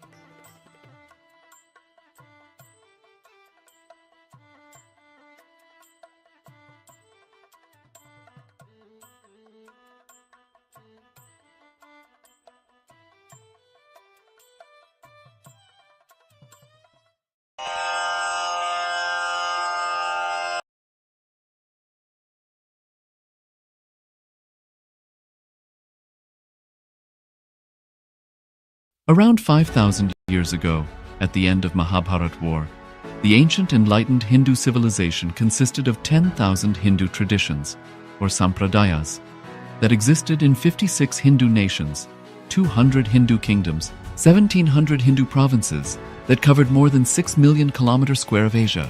The Supreme Pontiff of Hinduism, SPH, Bhagavan Sri Nithyananda Paramashivoham, is the reviver of KAILASA, this ancient, enlightened Hindu civilizational nation. KAILASA is an unbroken cultural, religious, historical, civilizational, and sovereign continuation and revival of multiple of these historical Hindu sovereign states and Hindu ecclesiastical entities. The unbroken continuity of these ancient Hindu nations through KAILASA results in the legal recognition of KAILASA as per the international customary law, particularly the doctrine of continuity.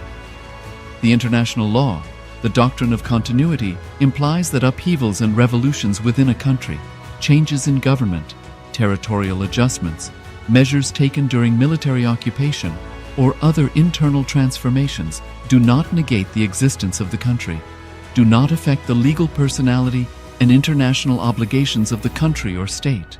The Vienna Convention on Succession of States in respect of treaties, 1978, addresses these principle of the doctrine of continuity as it outlines international law during situation of state succession or continuation. International law recognizes a state's legal personality by recognizing its identity. This perspective extends even during the period when the given state or country is annexed or occupied by a foreign power. Even in such cases, the legal personality of the state is considered to persist, enabling its subsequent re-establishment. Historical examples dating back to the 18th century include cases like Portugal and Genoa that were re-established after the Vienna Congress of 1815. More recent examples include countries such as Poland, Ethiopia, Czechoslovakia, Albania, and Austria that were re-established after World War II. Even when a nation is deprived of its territory, the nation continues to exist. Its sovereignty and international legal personality continues to persist. The Dalai Lama, as the spiritual and temporal leader of Tibet, exemplifies this principle. In 1959, the Dalai Lama was exiled and forced to flee. Despite the challenges faced, the Dalai Lama continues to advocate for the preservation of Tibetan culture and garners worldwide support for Tibetan autonomy on the global stage. Similarly, from 1309 to 1376, the Pope of Catholicism had been in exile in Avignon. Despite this, he was recognized as the head of state as well as head of the church and given full privileges of the position after their return to Rome. Even in 1861, much of the papal territories had been lost, leaving the Pope with no sovereign territory other than the papal residence and related buildings. Yet his temporal powers were still acknowledged. He was recognized as a head of state, and later, the Lateran Treaty of 1929 formally re-established papal sovereignty over the Vatican City. The Sovereign Order of Malta further exemplifies this principle, retaining international recognition as a sovereign entity despite the permanent loss of their territory upon Napoleon's invasion in June 1798. Despite such permanent loss of territory, the sovereignty and the international legal personality of the Sovereign Order of Malta continue to persist. Much later in 1894, the order settled in Rome and acquired two properties, the Magistral Palace and the Magistral Villa that received extraterritorial status. Today, the order maintains diplomatic relations with 112 countries, issues its own diplomatic passports, currency, stamps, and vehicle registration plates, and has been granted observer status in the United Nations. All these examples of state re-establishment illustrate the principle of continuity of states, as per international law, that a state's legal personality persists over time. A nation continues to exist even after a complete loss of territory. A far more striking example is of the oceanic countries, which are under the threat of their entire nation being drowned and submerged due to rising sea levels owing to global warming. In response to such existential threat of climate change, Pacific Island nations, including Tuvalu, have enacted constitutional amendments and made international declarations affirming that their nation and their sovereign rights will continue to persist, despite their entire territory being lost to the sea. This proactive stance is highlighted in the Constitution of Tuvalu Act 2023 and the Pacific Islands Forum Declaration of 2021. The Supreme Pontiff of Hinduism, Bhagavan Sri Nithyananda Paramashivoham, through the line of succession is the present 203rd Emperor of the Hindu Sovereign Kingdom of Surangi Samrajya. He was crowned on the 31st of December 2004 at the age of 26. Thus, by very same principles of the doctrine of continuity, through which the international legal personality of Portugal, Genoa, Poland, Ethiopia, Czechoslovakia, Albania, Austria, Vatican, Tibet, Sovereign Order of Malta, and several other nations has been recognized despite having undergone a period of exile, annexation, occupation by a foreign power, or despite loss of territory. The SPH Nithyananda Paramashivoham, through well-established legal and historical facts about the Hindu sovereign state of the Surangi Samrajyam, derives all sovereign rights and powers of the royal lineage of the Surangi Samrajyam as its 203rd sovereign emperor from his inheritance and continuation of the unbroken succession of the kingdom of Surya Vamsa Surangi Samrajyam Sarvanapitha. Surya Vamsa Surangi Samrajyam, through unification with 20 other sovereign Hindu states and sovereign ecclesiastical, historical entities, became part of the United States of KAILASA, which thus became a sovereign, independent juridical state, with the SPH Nithyananda Paramashivoham as the sovereign. Just as how the oceanic nations like Tuvalu have safeguarded their sovereignty from the existential threat of total submersion by amending their constitution and asserting that their sovereignty will persist regardless of the loss of their territory, KAILASA, which is a sovereign continuation of 21 sovereign Hindu states and sovereign ecclesiastical historical entities, is also reviving and continuing the Kumari Kandam Hindu nations that got submerged.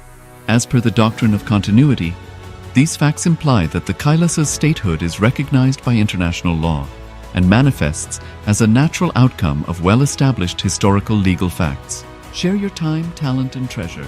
Become part of KAILASA. Sign up as an eCitizen https://kailasa.ecitizen.info. Around 5,000 years ago, at the end of Mahabharat War, the ancient enlightened Hindu civilization consisted of 10,000 Hindu traditions, or sampradayas, that existed in 56 Hindu nations, 200 Hindu kingdoms, 1,700 Hindu provinces that covered more than 6 million kilometers square of Asia.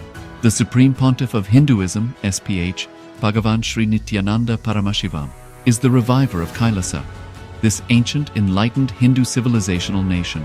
KAILASA is an unbroken cultural, religious, historical, civilizational, and sovereign continuation and revival of multiple of these historical Hindu sovereign states and Hindu ecclesiastical entities. The unbroken continuity of these ancient Hindu nations through KAILASA results in the legal recognition of KAILASA as per the international customary law, particularly the doctrine of continuity. The international law, the doctrine of continuity, implies that upheavals and revolutions within a country, changes in government, territorial adjustments, measures taken during military occupation, or other internal transformations do not negate the existence of the country, do not affect the legal personality and international obligations of the country or state. The Vienna Convention on Succession of States in Respect of Treaties, 1978, addresses these principles of the doctrine of continuity as it outlines international law during situation of state succession or continuation. International law recognizes a state's legal personality by recognizing its identity. This perspective extends even during the period when the given state or country is annexed or occupied by a foreign power.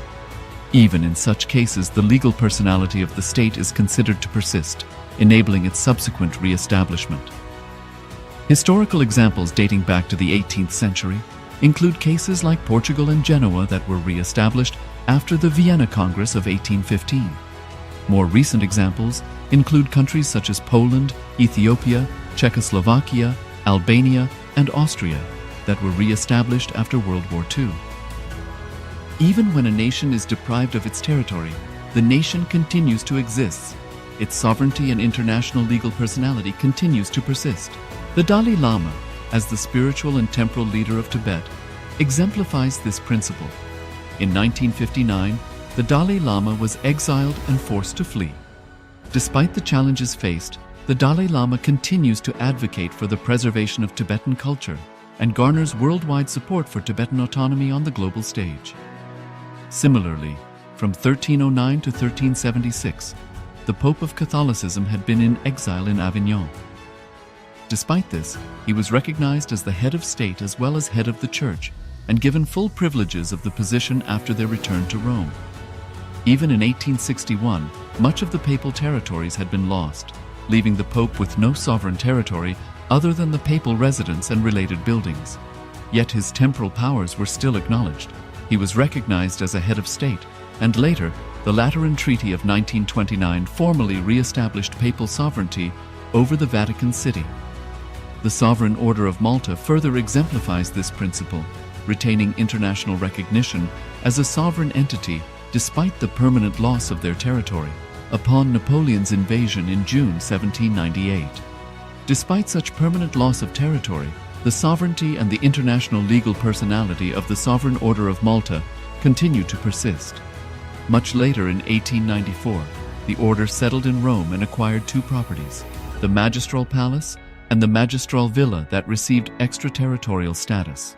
Today, the order maintains diplomatic relations with 112 countries, issues its own diplomatic passports, currency stamps, and vehicle registration plates, and has been granted observer status in the United Nations. All these examples of state re-establishment illustrate the principle of continuity of states, as per international law, that a state's legal personality persists over time. A nation continues to exist even after a complete loss of territory. A far more striking example is of the oceanic countries, which are under the threat of their entire nation being drowned and submerged due to rising sea levels owing to global warming. In response to such existential threat of climate change, Pacific Island nations, including Tuvalu, have enacted constitutional amendments and made international declarations affirming that their nation and their sovereign rights will continue to persist, despite their entire territory being lost to the sea.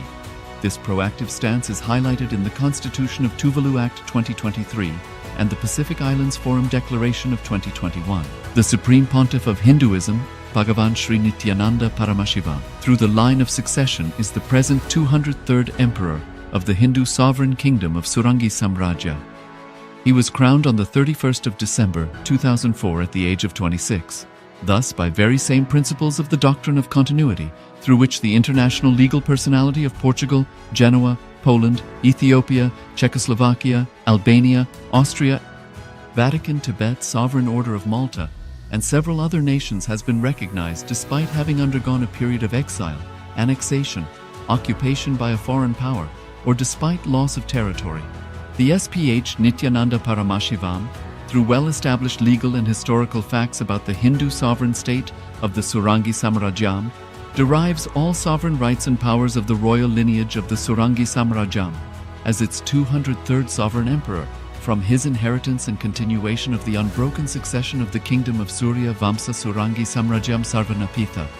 Surya Vamsa Surangi Samrajam, through unification with 20 other sovereign Hindu states and sovereign ecclesiastical, historical entities, became part of the United States of KAILASA, which thus became a sovereign, independent juridical state, with the SPH Nithyananda Paramashivoham as the sovereign.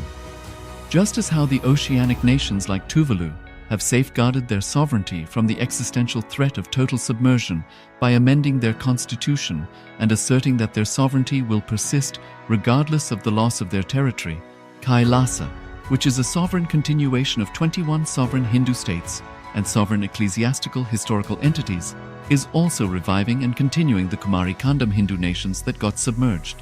As per the doctrine of continuity, these facts imply that the KAILASA's statehood is recognized by international law and manifests as a natural outcome of well-established historical legal facts. Share your time, talent, and treasure. Become part of KAILASA. Sign up as an eCitizen https://kailasa.ecitizen.info.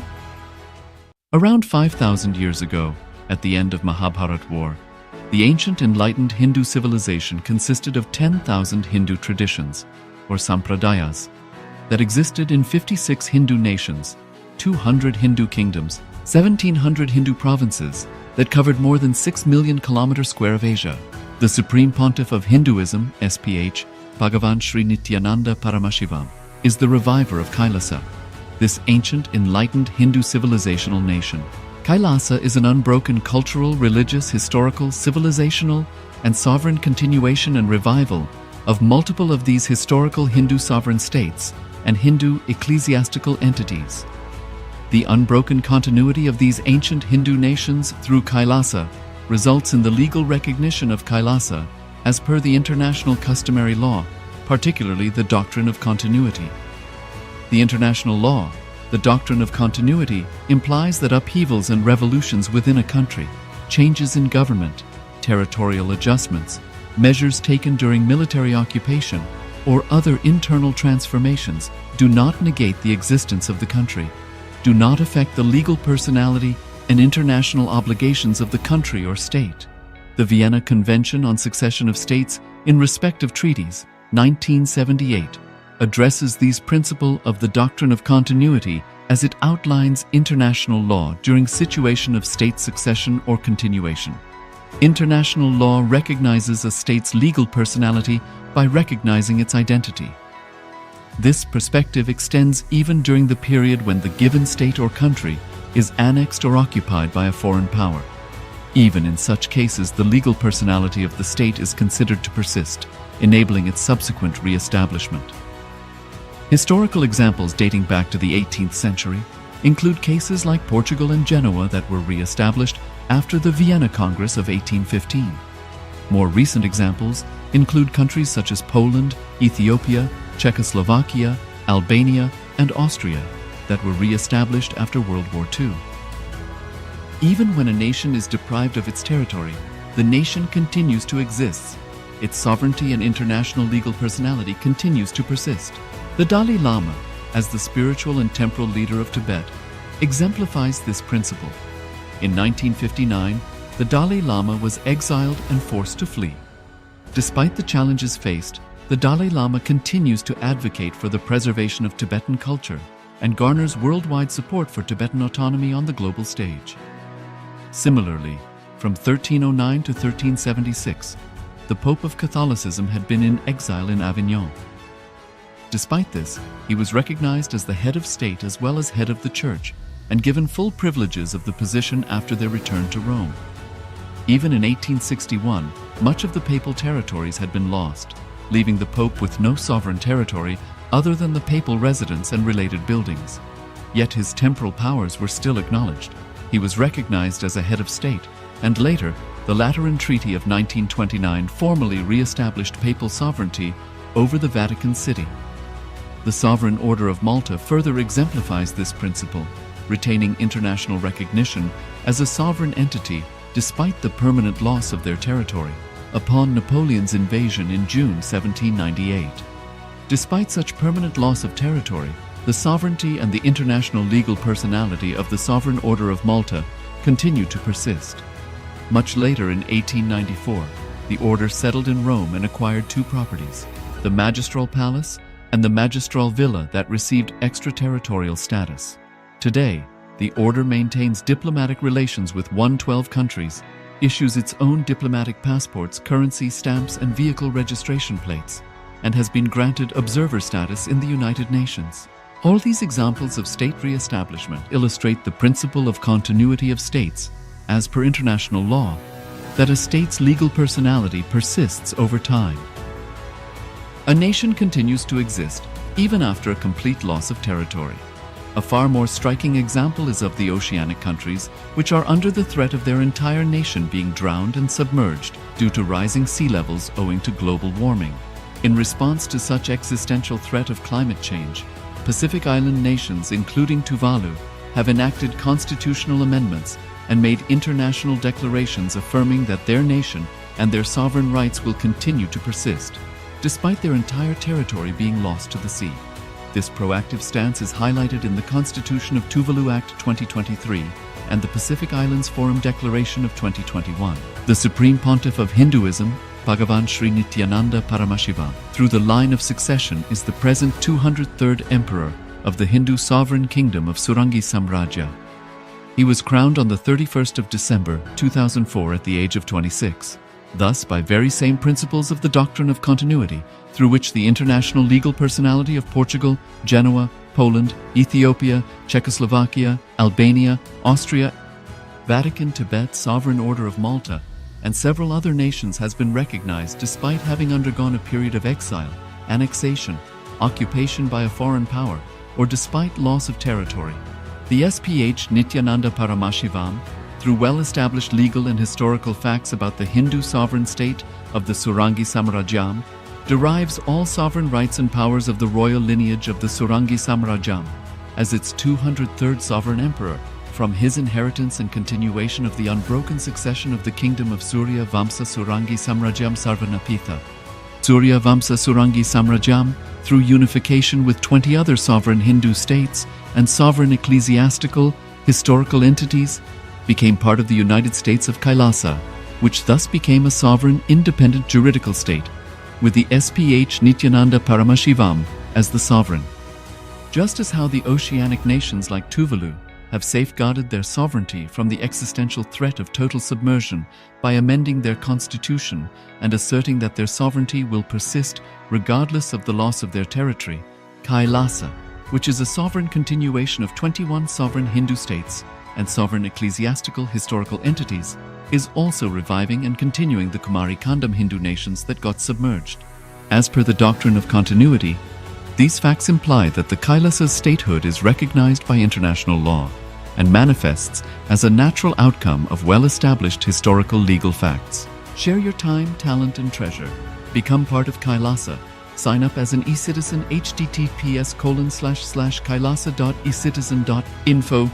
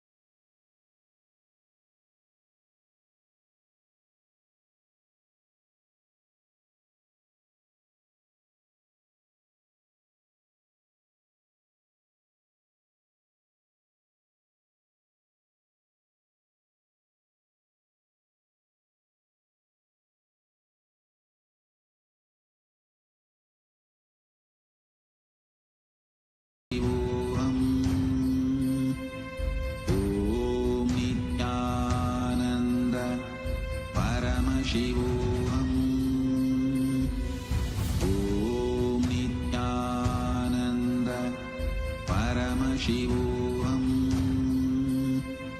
Om Nithyananda Paramashivoham. Om Nithyananda Paramashivoham. Om Nithyananda Paramashivoham. Om Nithyananda Paramashivoham.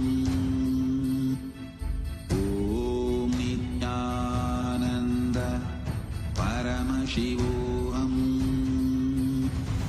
Om Nithyananda Paramashivoham.